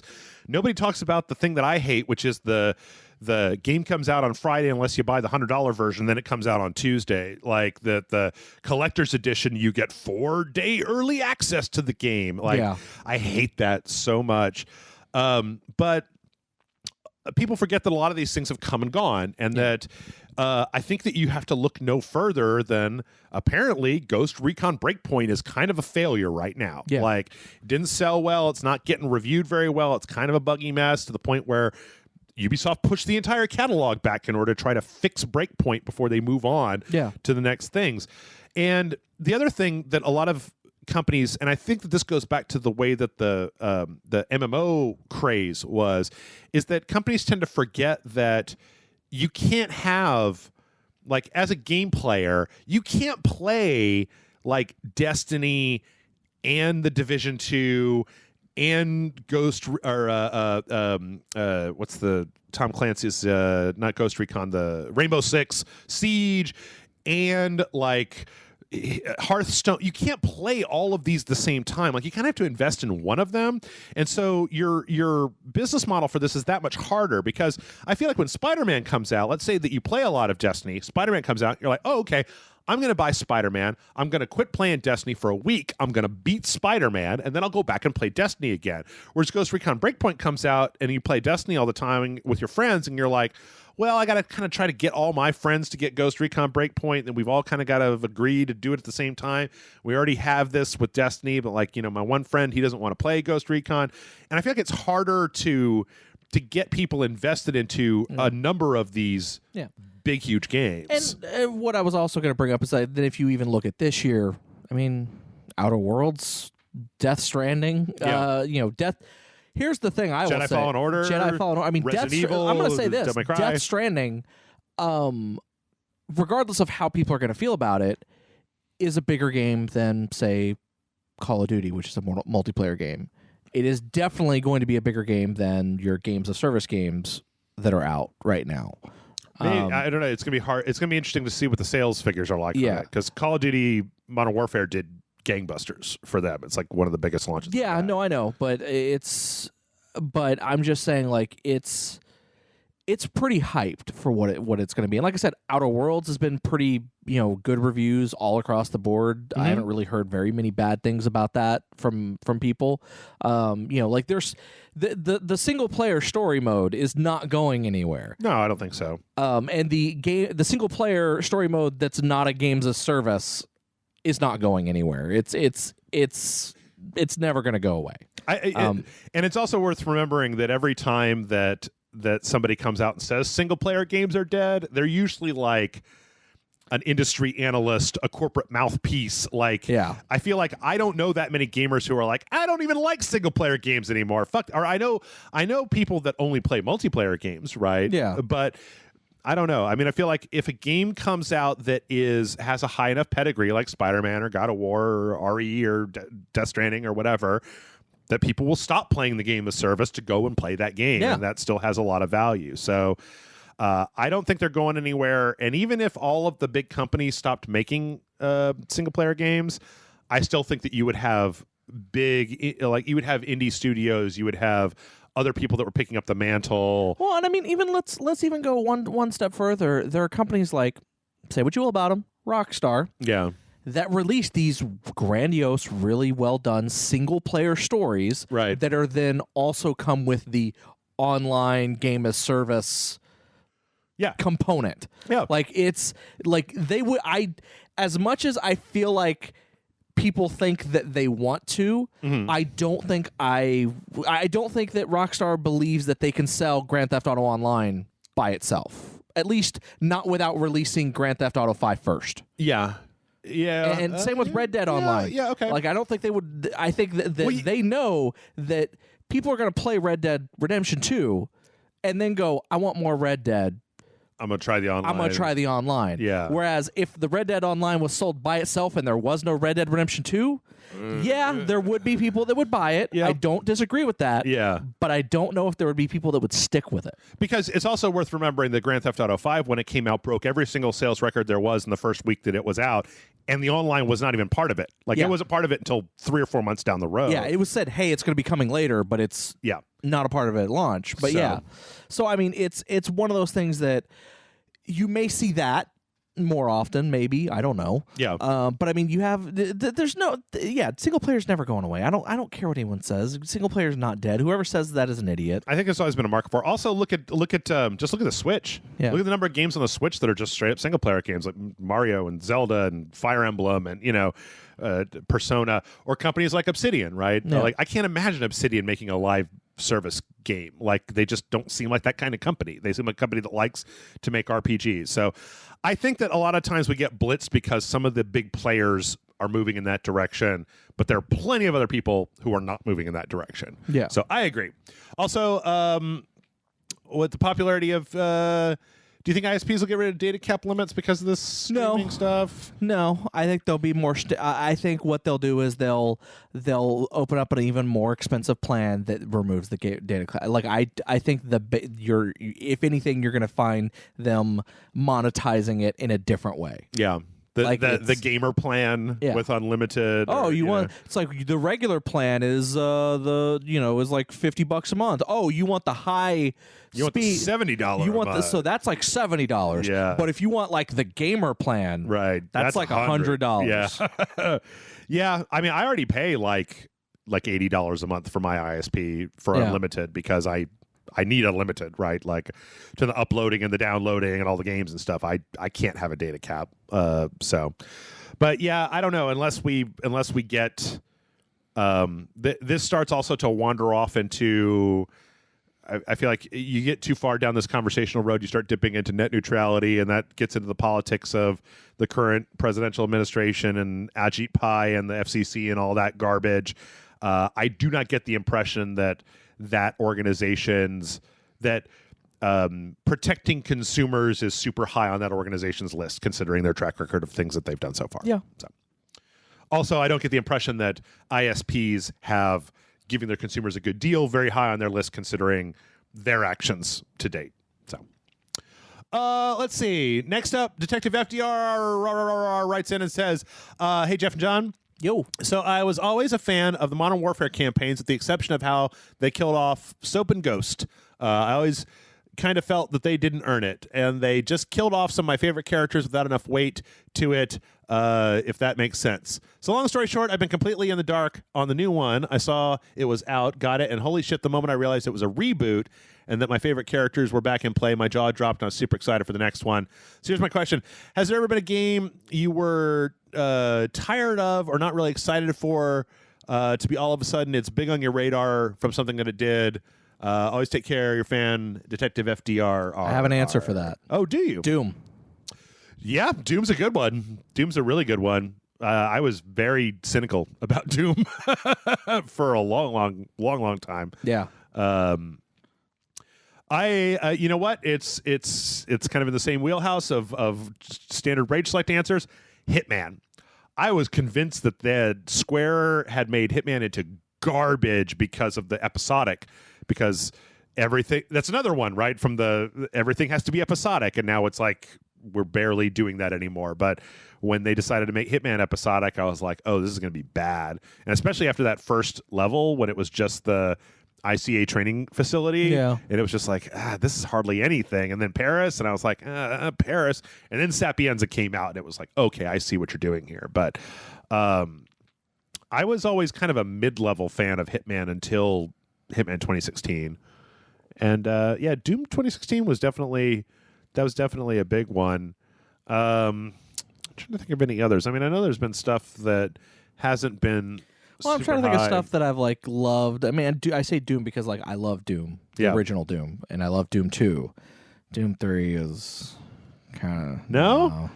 He's doing that thing with his hand, you go back and forth Doom hand 3 thing. Is kind of no, you don't like the monster closet? Yeah, it was switch to your flashlight. Switch to your gun. Switch to your flashlight. Switch to your gun. And then no. Doom 3 had potential. It just didn't execute very well. But then Doom kind of like, I was kind of like, I don't know. They're rebooting it again. I don't really know if this is. And then played it, and holy shit, this is the greatest fucking game ever. Yeah. Or one of the greatest game evers. But yeah, I'm trying to think of another franchise that was just. I think the Wolfenstein reboot was in that camp too. Yeah. Because it took both Doom and Wolfenstein for me to be like, hey man, whatever id's doing, I'm digging it. Like, because before that Wolfenstein reboot, there was another Wolfenstein reboot that wasn't as good. I don't think that was a terrible game, but it just wasn't a very. Well, that didn't have to do with like deal with time travel or something like that, or I think it was a lot more magic. Okay. I don't know. Yeah, I can't remember. And then there was that weird. Splash Damage made that weird mod that was like the Wolfenstein enemy order or some kind of multiplayer thing. Because then they went on to make it was like a Quake Wars or something like that. Yeah. Oh man, I didn't like those games. Yeah. I'm trying to think of other games that kind of caught me off guard, and I didn't see it coming. Like I didn't. I will say the Wolfenstein was a game I don't think anyone saw coming because like no one talked about it. Like we saw trailers and all this other stuff, and not even like a lot of trailers, but like, oh, here's the trailer for the new Wolfenstein game. Yeah, it's whatever. Yeah. And then like the review embargo got lifted, and reviewers were like, "Holy fucking shit! You all need to play this game," and everyone's like, "What?" And I think it was one of those games where like they had to hold off reviews until like the day before. Mm-hmm. So like prior to this, no one gave two shits. Yeah. And then like the review embargo got lifted, and then everyone was like, "No, everyone needs this game is fucking the best game that's come out this year." Yeah. And then suddenly everyone went, "Oh, I need that game," and it was just kind of like caught everyone off guard. Yeah. I'm trying to think of anything else that comes to mind. I think I was really cagey about RE7 before it came out. And I really liked RE7. RE7 was another good one. That was I was kind of burned out on the Resident Evil franchise as a whole. I was just kind of like, I don't know. And they put out that demo, and it was like I liked the demo, but I wasn't like, I was like, wow, it's clear they're trying to capitalize on the whole PT thing, right? And this is, I guess it's okay. It's not bad, but it's not what I want out of Resident Evil. Yeah, and then the actual game came out, and it was like, holy shit, this is fucking great. Probably one of the better starts of a game, and it's I think it's always worth noting that Capcom, for like the 2 years before RE7 came out, had been a shit company. Like all they'd been releasing was HD remakes of previous games, and here's an HD remake of this game, and here's an HD remake of this game, and it's like they hadn't been doing anything. And Resident Evil as a franchise had been through 5 and then 6, and then it was just kind of off the map for a while, and then finally it was like, here it is. It's like, oh well, this is just PT. And it's like, well, and then you play it, and it's like, oh no, this is not PT. Yeah, no, it was something totally different, but good. I'll tell you one that really caught me off guard. I don't know if it really goes to the whole like there was a feature that turned me around, but actually no, it does do this. I fucking love Smash Brothers Ultimate. Yeah, and I have never liked Smash before, but that story mode, the big map with the fights and everything. Wow, I just never seen anything like that in a fighting game before, and it really just grabbed me in a way that got me, really into that game, where I played it over the Christmas break last year, and it was just super good. Also, oh shit. Oh no, it's slipping away. Oh no. Mortal Kombat 9. Yeah. When MK9 came back, I had not been interested in Mortal Kombat for a long time. That was another one of those ones where I felt like the reviews were like, no. Like, do you need to go play Mortal Kombat 9? Yeah. The Mortal Kombat games have not been good. Right. Or not been great. I shouldn't say not been good, but they've not been great. But 9 was kind of where there was like an about face, and they kind of started kicking ass. Yeah. And like this huge story mode that just and then 9, 10, and 11 all became like this weird trilogy story. Yeah. I'm trying to think if there's anything else that I can think of off the top of my head that fits into that category. I mean, I want to like a lot of games. When I don't like a game, it's, I think it's, I hate it when I don't like a game. Yeah. I would love it if every game that came out was awesome. Like if I loved every game that came out, I think that would be a wonderful world to live in. I would just be like, oh my God, there's all these games and I love them all. I agree. Yeah. I feel like I need to go back and give, what was that weird Disco Elysium another chance? Everybody's talking about that, and I feel like I didn't really it was just too dialogue heavy. I feel like it's not really something that's not a let's play game. Let's play of. It's kind of, you need to it's slow. It's kind of, you gotta drill into it. Yeah. Okay, let's see. Let's do one more, and then we'll do some Discord questions. Chris writes, so some of these I've been saving up, so some of these are about Halloween. Then this one comes from Chris, and he says, hey, Jeff and John, Chris here. Halloween is right around the corner. I'm excited. So I'm wondering, have you ever been to a haunted farm / house recently in the past? If so, what was your best / worst / most memorable experience? If you guys never done a haunted house, what's your best Halloween story? Mine is as follows. It's long, so bear with me. This is my last year. My National Guard unit was deployed in Poland. My friends and I got to go to different cities every now and then. We went to Krakow in October. After walking the town and being approached by over 20 prostitutes / pimps and 15 drug dealers, we were thinking this city, although beautiful and tons of fun, has a dark, shady side. So we see a dark brick alley and a sign labeled haunted house with an arrow pointing. We'd never heard a haunted house here, and we couldn't look it up because of our cell phone service. So we walked down this dark alley 20 feet, and there's a dead end with this wooden rickety door on the side. It's a spiral staircase going upwards. So we start to walk up, and then we hear a loud chainsaw and people screaming. We quickly ran out, and we're like, screw this. We calmed down, and we're like, let's do this. So we get to the counter, and it turns out that it's like a horror haunted house mixed with an escape room. There's 6 to 8 people per tour, and there are really dark, scary rooms, and you have to do a different task and find the key. The twist is the rooms are really dark, and the group is given a small, dim flashlight, so teamwork is a must. Meanwhile, monsters are attempting to chase, scare, and eat you. I was halfway thinking this was going to end up like the movie Hostel. Long story short, we had to drink poison / parentheses juice, bury ourselves in a coffin, do rituals, etc. And at the end, there's a dead end and a maniac comes at you with a chainsaw. It was totally fun and scary. Thanks for everything you do, Chris. And then he asks if we're doing the asylum this year, which is answered at this point. So, have you ever been to a haunted house? I've done some haunted house stuff. Okay.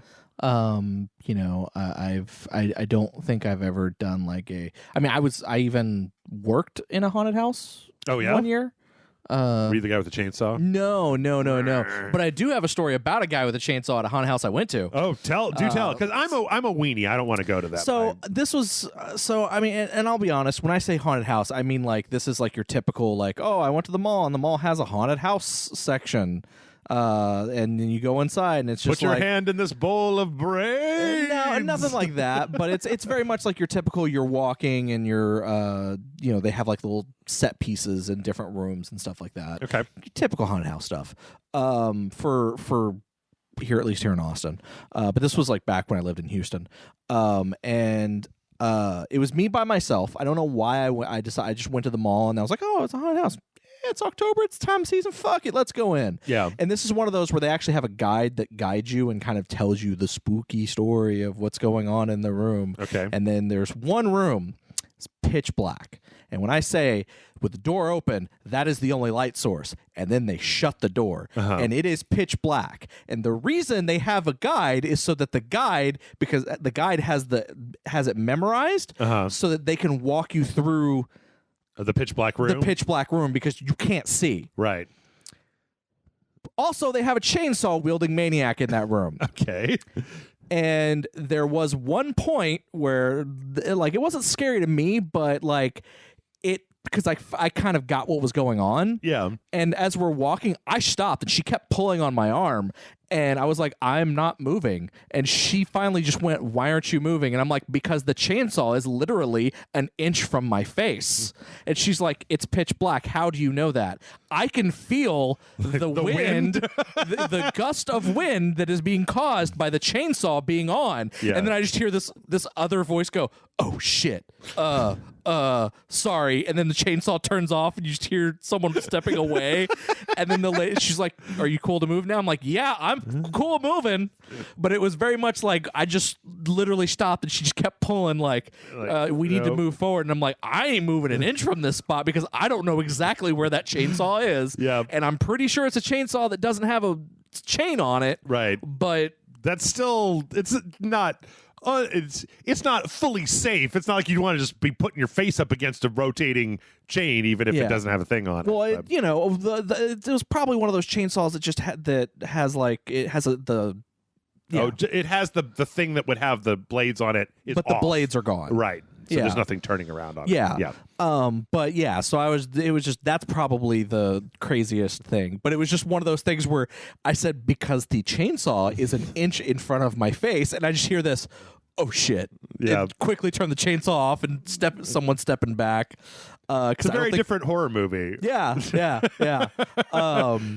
But no, I worked in it was funny because me and a friend were going around. Every Halloween we would go around all the costume shops and buy random costume pieces to build costumes. Yeah. I talked about it a little bit in the last episode, I think, or 2 episodes ago, where I talked about my Skeletor costume. That was a different year. Yeah. But this one year we went, and one of the big costume shops in Houston also has a warehouse next to it that every Halloween they turn into a giant haunted house maze kind of thing. Okay. And we decided to go through it. We went through it, and we liked it so much. My friend who just likes talking to people, he was talking to the owner, and then he just happened to mention how the one thing about that year that sucked was he didn't have a lot of people answer the job ads to work in. And then my friend looks at me and goes, "You want to work in a haunted house?" And I was like, "Yeah, sure." And he goes, "We'll work in your haunted house." And he's like, "Really?" And I was like, "Yeah." He's like, "Cool." So I was in like this section, I wasn't one of the people like walking around. Like I had 2 jobs essentially. Well, 3 jobs. I was in a room, and on one side of the room was like this window pane where it had like a metal something to scrape up against it to make like a noise, or no, it's like it's like a metal grate for a window, but you push it up to close the window, and then like you pull down on this lever to open the window. Okay. It's just a like kind of like blinds. Yeah, kind of like a blinds, but it's a heavy metal thing. Right. But what you do is you're supposed to you leave it open, and then when people walk by, you slam it shut real quick just to give them that stuff. And it's the first thing that happens in the haunted house. Okay. Is that when they're walking in, that's the first thing they walk by. So I have to keep an eye on that to do that. Right. Also, in front of me, there's in one of the rooms they had like these it's like an art gallery. Okay. And in one of them, there's like this giant painting. And you walk up to it, and it's the material that it's made out of is a stretchy material. So like there's a door, and I have to also pay attention to this door when people are in there. And so I have a hole that I'm looking through, and when they're not really close to it, but they're looking at the painting, I then open this doorway, and then I have a mannequin head, and I push it up against the painting and push my hand out, and it looks like something's reaching out. And then when they start to walk up, I pull back and close the door so that when they touch the painting, it's hard wood. Okay. And so it's supposed to be like, oh, that's creepy. Yeah. And then there's another area that's like, it's like bloody mess. There's like bloody mess. And I think there's even a guy who's he had a guy that was dressed up in a Texas Chainsaw Massacre. Leatherface. Yeah. And it's just like there's a bunch of like hanging bodies, and one of them is tied to a rope that's in the room that I then pull on to shake the bags so that they're moving. Ah, okay. So yeah, it was fun, but nothing really too. See, my thing is that I don't like being scared. Like I just don't really like it all that much. And so I remember when I was dating my ex, I think it was like 2 years ago, where she really wanted to go to like the House of Horror, and I'm like, I will drive you. I will pick up all of your friends. I will pick you up when you're done. I do not want to go inside and be frightened. I love the House of Horror. House of Torment. Yeah, I do not enjoy it. I don't like it always produces and you know what, like I know that a lot of people like being scared, and I like the imagery of horror a lot. Like I like creepy stuff, and like Bloodborne, and like I like horror video games. I don't like being scared in real life because it produces a really violent reaction in me. Like I want to like run or fight. Like I want to both fight and flight at the same time, or sometimes also drop onto the ground and curl up into a little ball. But it's like, it's very overwhelming, and I don't want to go to a haunted house where I know it's not real, and then somebody fucking the hand comes out of the picture and I grab it and yank as hard as I can and just fucking, I'm getting out of here. Like I don't want to be that person, and I just don't enjoy it all that much. So yeah, I have another story. We actually went to House of Torment. Yeah, me and a bunch of friends, and it was like me, 2 of my friends, and then like their girlfriends. Yeah, and we were walking through House of Torment, and there's this one area where it's like this room that just looks like just covered in just meat. Okay. And the meat room. Yeah, it looks like Freddy Krueger's skin all over the place. Oh, good. Yummy. And there's a person who is camouflaged into the wall that literally you cannot tell he's there. Right. But then he comes out and does a little jump scare. Yeah. And one of the girlfriends is ahead of us. and she's kind of the most susceptible to be scared. And literally the guy that's supposed to do the jump scare jumps out and does and she decks him like right in the face, and then like stops and goes, I shouldn't have done that. And luckily the guy like wasn't hurt too bad, and he was just like, ow. Like, I'm just doing my job, lady. I'm just a monster trying to do my job. And then he faded back into the which I thought it was funny that he at least had the humor enough to scream out, I'm just a monster trying to do my job. Yeah. No, that's pretty good. And then he just slowly, because he kind of was hunched over a little bit, but then he kind of straightened himself up and then went back to being camouflaged. There you go. I think the one that I would go to is, I know that Richard Garriott, Lord British, has this giant Halloween party at his house every year where he spends all this money and turns it all crazy, and it's this huge party, and there's only a certain number of invites. He's done it every year since forever. I think some of like the Spill guys got to go one year or something, but I'd really like to go to that. But other than that, I don't really want to go to the regular ones. The other good one, if you're ever in Austin around Halloween, there's something called Scare for a Cure. Which is basically all the proceeds go to fighting cancer for it, but it's literally a nonprofit Halloween thing, and it got so popular that they then in around Ren Fair time they did another thing. It's the same group of people, same nonprofit organization, same charity, but then they do like a live action LARPing thing where it's like an experience where you go in as a quester, and then you go into a bar and you can get quests and stuff like that. And I forget what it's called, but I'd be down for that. But it's the same people, and it's really good. Like the guy who runs it was most famous for being on the first season of Who Wants to Be a Superhero with Stan Lee. Okay, he was the diffuser.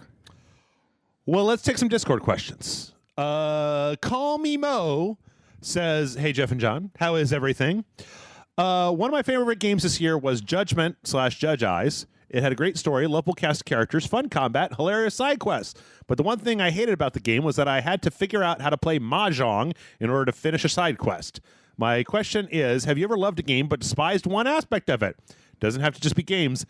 Thanks for all the fun content, and wish you the best. I never played Mahjong in that entire game. Like, or I did, and I lost every time. And I was like, you know what? I don't like Mahjong. Yep. I don't understand how to play Mahjong. I don't either. I literally was playing going, I know how to play. There's like a matching Mahjong that's like almost like a puzzle game. It's like Mahjong Solitaire, where you build like a pyramid, and then you're just looking to match two tiles together. And there was a mini game in some other game that back in the old days when I used to work for a game place, that I was in charge of that, so I had to learn how to play the Mahjong mini game there. But like actual Mahjong, where you're betting and playing and stuff. It's like more complicated than chess. Oh my god! So yeah, like I feel like Yakuza is always just like, hey, you want to play Mahjong? And I'm like, hey, no. And then they're like, hey, here's a 12-page manual on how to play Mahjong. And I get to the end and I'm like, I don't understand how to do this. Yeah, love that game. Never. I avoided Mahjong as much. I may not have even done the one mini quest that you're talking, side quest that you're talking about. Yeah, I may have just skipped it entirely, but I love that game. That game's fucking great. Have you ever? So, can you think of a game where there was like one aspect that you found just like incredibly irritating, as opposed to the entire rest of the game? I'm sure there is. I'll be honest with you, man. I'm not the biggest fan of like. I felt there were probably about 20% too many of those Spider-Man puzzles. The putting the lines, like getting the right things on to make the lines, or like putting the I liked those rotating the little kind of like pipe dream things. Yeah, I didn't really mind them all that much. It's just that like when they came up, it was like, oh, and it might have been because I marathoned a bunch of them, as I didn't. I just did them all at once. Okay, yeah, that's probably why. Because I mean, if you do them when you're supposed to do them, it's a nice little change of pace. Yeah, and like you go back and you do the hardcore story and you come back, and there's some more to do, and it kind of breaks everything up. Or like the pipe dream in BioShock, the hacking minigame. Yeah. Like I've actually got to the point where I've realized that you can actually play BioShock and never do that. Like you could just buy out the hacks and you get enough money to be able to do that. But yeah, I'm sure there's parts I mean, I used to hate a lot of lock-picking minigames. Mm-hmm.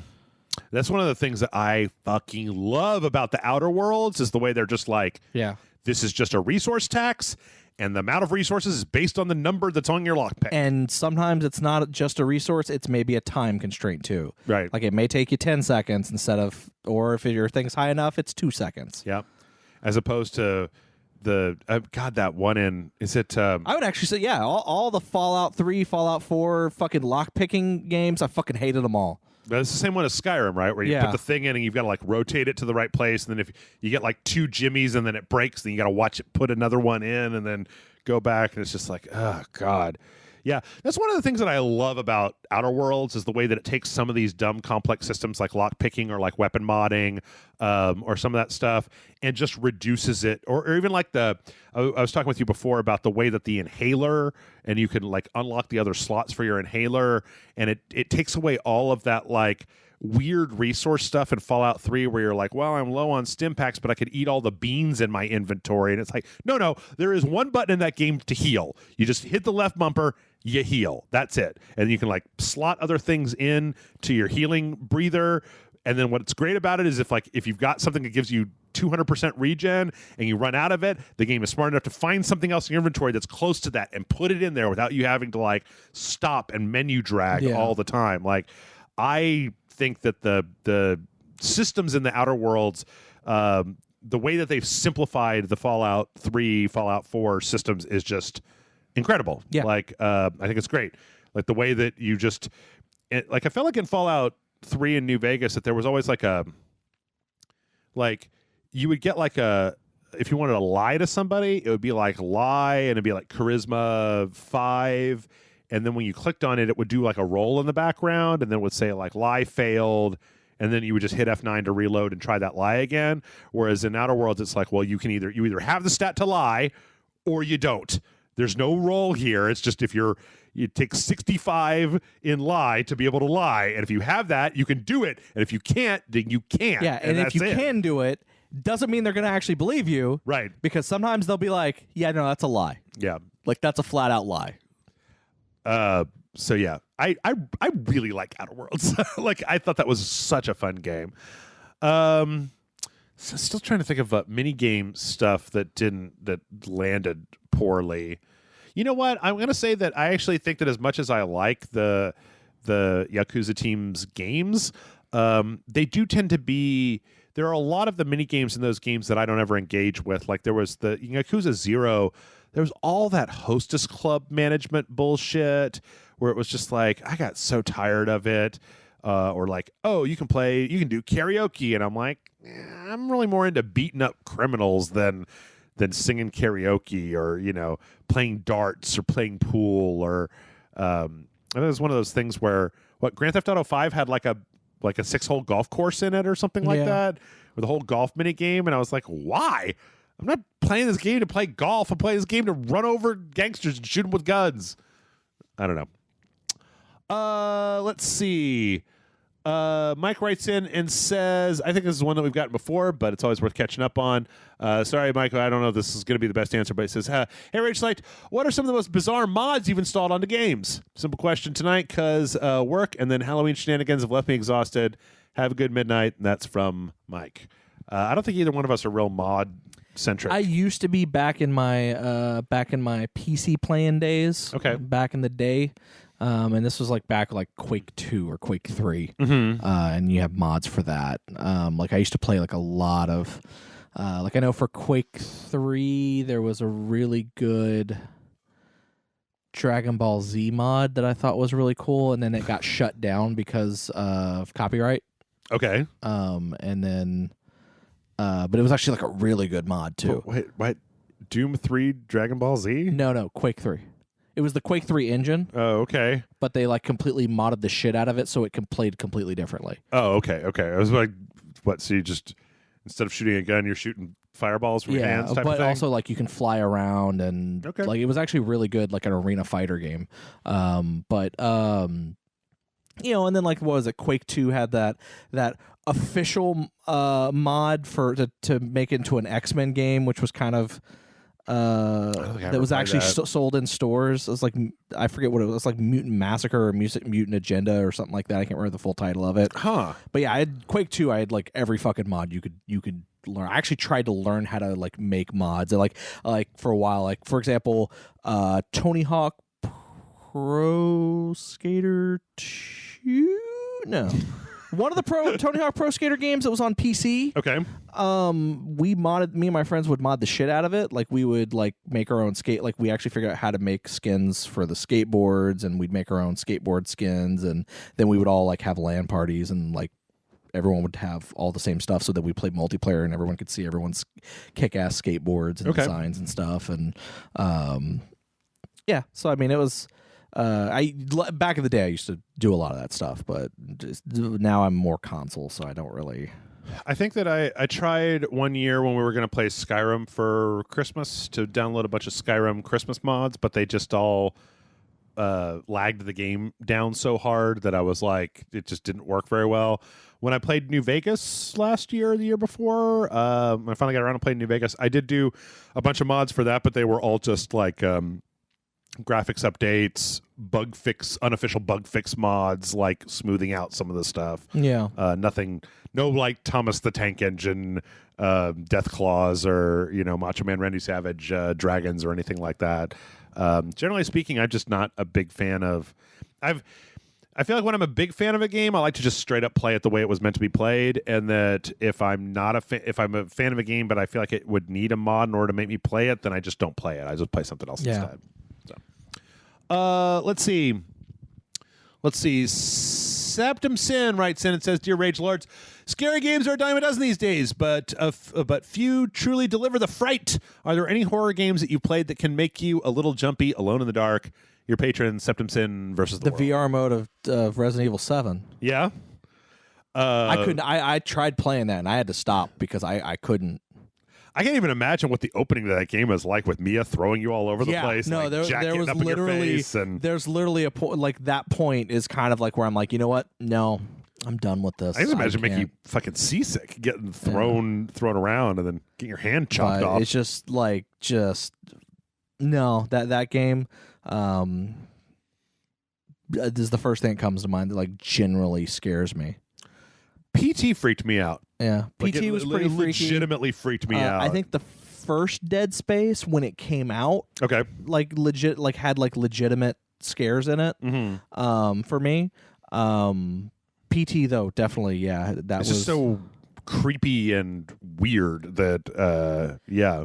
I'm really hoping that Kojima maybe tries to make a horror game after Death Stranding. I think he said he wants to just make films now. Well, he said they're going to make both. He said they're going to their studio is not just going to make games, but he also wants to make films. Okay. And I think the next project he's going to work on is a film, but I'm kind of hoping that the next video game project it doesn't have to be a project, like PT or whatever, but yeah, because of PT, I want to see a horror game. Yeah, I think the other thing with PT is I think that even with Resident Evil 7, I think that PT is still the closest thing that I've ever seen to like a horror game that takes place in a setting that looks like a real place. Yeah, like the Baker House in 7 is very good environment, especially for a horror game. But like PT looks like kind of like a real place. Like the house that you're in, or the hallways you're walking in, or the house that you're in PT looks like the place you could go, like a place you could walk into down the street. Right. The Baker House could not exist down the street. Or if it does, then it looks real nice from the outside. Yeah. Yeah. I think that that's probably the thing that's the most effective. I'm trying to think about what games I'm trying to think, because I mean there's games that are that scare me. I was just talking about how I don't like to be scared, but I feel like there are games that are scary that I like, but I'm trying to think of what games stuck with me after I played them, like what games where the imagery or things that happened like really hung on even after I was done playing the game. And I don't know that there's very much. I play so many games that I'm pretty good at just leaving it behind. Like the whole Tetris effect thing, where people see. I don't really do that. Like when I'm done playing a game, I feel like my brain is just like, okay, we're done with that. We're going to go over here now. I have a lot more weird dreams about being late for things or letting people down than I do about like games or anything. Let's see. Mad Miss Moxie says, this kind of goes back to talking about Blizzard. Says, hey, Jeff and John, how do you feel about Blizzard at this point with their lack of an apology for banning players giving their opinions? Sylvanas becoming the next raid boss because a woman with damage has to be the villain for some fucking reason. To the disgusting idea of making Tracer ex Widowmaker canon and killing off Tracer's current girlfriend so they can do it. What do you think of Blizzard at this point? I hadn't heard that. Yeah, I haven't heard that either. I'm personally disgusted and tired of their bullshit. I'm getting around my copy of Overwatch as we speak. Thanks for answering my question. Stay awesome. I think we've touched a lot on that. I don't know about, like, I think that I don't really know enough about Sylvanas to understand this point about Sylvanas being the bad guy because she's got damage or something. Like, all I know is I watched that trailer and it was just like, seems like this is a bad guy. Like, I guess she used to be a good guy or something at some point and some kind of character change. I don't really know enough to comment on that. I will say that if they kill off Tracer's girlfriend to make Tracer and Widowmaker get together, for porn reasons maybe, but like Tracer and Widowmaker don't seem like characters that I would see getting together. Like, seeing what I've seen of their personalities, I don't see any reason why Tracer would want to get together with this assassin and vice versa. But the same could be said for Spider-Man and Black Cat or Daredevil and Elektra.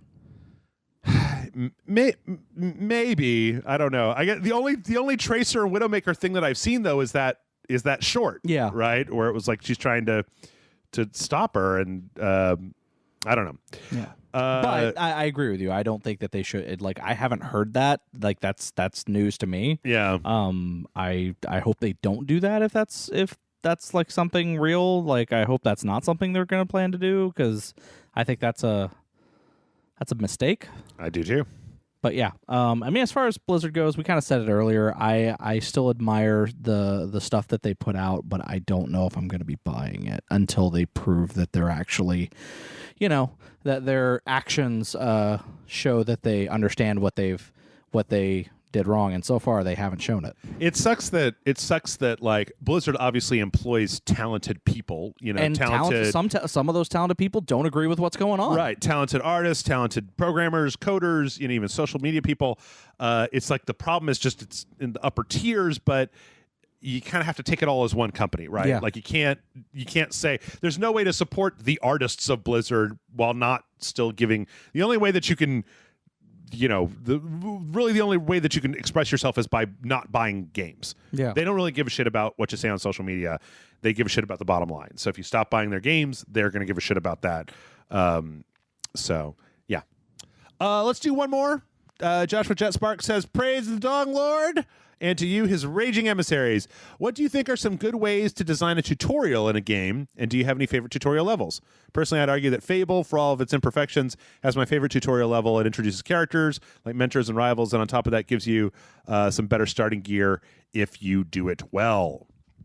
I think that I've been pretty upfront over the years about I don't like extended tutorials. I don't like it when you have to go through... I don't know. There's a fine line to walk there because it depends on how technically complex the game is. Like I was talking to you before we started about how, and Amanda and I were talking about this before as well, is that I think Control has been perfect about starting you with just the gun, right? Just grip, and that's it. And then like about every 45 minutes to an hour, here's a new power. Here's a new power. Here's a mod, right? Here's something new. Here's something new. And then even when they get you kind of all powered up, then it starts to become, here's a new plot point every hour. Here's a new boss every hour. Or, when you're actually doing the upgrades, it's, hey, here's a new facet of the power that changes how you use it. Right. It's going to completely change how you use it previously. Yeah. I like it. I like that. I do like the progression. I like it when tutorials... I don't like it when tutorials just bring up page after page of like, here's how this system works, here's how this system works, here's how this system works. Astral Chain, the tutorial system for Astral Chain fucking killed that game for me. Yeah. Like 100% killed that game for me. Oh, the big list of things to do. Yeah, I stopped playing it. I didn't care anymore. Mm-hmm. On the other hand, last week, Michael and I played. There was a beta demo out for Neo right now, Neo 2 on the PS4, and that game I feel like they should scale back, or like maybe give you an option to say like we're going to start with one weapon and one stance, because that game has 4 different stances, 9 different weapon types, 5 different pieces of armor, 2 slots for like jewelry, 5 different item slots, 3 different slots for like demon powers, and then like a level up system that's very complicated, and then like if you do this thing you get ninja magic that you can add on top of that for this. It's like I've not been able to really wrap my head around that system, because like it's like if you took Dark Souls and there were 3 times as many systems going on as Dark Souls, and then it doesn't really tutorialize them very well, and it doesn't really make it clear how it all fits together. Like it's hard to understand how it all fits together. Key pulse. You know what game has a really good tutorial section? What's that? Like it's not like necessarily a level, but it's a section of the game, like to start you out. Untitled Goose Game. Oh, in the very beginning? Yeah, like it literally teaches you everything you need to know in a very like quick and easy to understand way, and by the time you're out of that gate, once you get past the gate, you pretty much understand how to play the game. Yeah. And then it's just a matter of figuring out the puzzles surrounding that. Like I was kind of surprised. I actually really, and they're, I'm just saying, like I say that, and I'm actually being completely serious here. That is actually a really good tutorial for a game. Mm-hmm. It's not a complicated game, so the tutorial is not complicated either, but it's really well executed. Yeah, I don't know. I like a game that tutorializes by having you do things. I don't like it when they just have a big picture with the controller and all that. I also really like the Ghostbuster, the video game, and this is only because it's recently in my mind because I just played it on the Switch not too long ago, which is basically you're a recruit. It's your first day on the job, and literally as you're doing stuff, you have a Ghostbuster telling you what to do. Right. And it's like it's not overbearing. It's actually happens very quickly. It feels like that's what you should be like. It doesn't feel out of place for someone to go, oh, and to do this. Right. The instruction makes sense. Yeah. It's in character, and it's not overloading you with menus and options and text screens of how to do things. It's literally just, hey, here's how you do this. Here's how you do this. Oh, look, something happened that's causing you to now have to do those things. Right. Yeah, I agree. I think that putting too much information up front is bad. I also don't like it when the tutorial stretches over 2 or 3 hours. Right. I kind of want to. I feel like there's a difference between progression, like I was talking about in Control, where you start basic and then you find more abilities as time goes on, and like an overwrought tutorial that keeps adding systems in to the point where you feel like you're finally complete 5 hours into the game. But I also don't like it when they put up the big screen full of stuff. So happy medium. We were just talking about RE7. RE7's kind of good in the beginning because there's very little for you to. You have a lot of time to get used to like walking around and interacting with the environment before you ever get anything that looks like a gun or a knife or anything like that. So, and with that, we're gonna go ahead and wrap it up. Hey, 2 hours and 11 minutes left till Death Stranding. Yeah. Thanks everybody for listening. mail@rageselect.com is the email address. Patreon.com/rageselect is the place that you can go to help us be a thing and not be a thing. Yeah.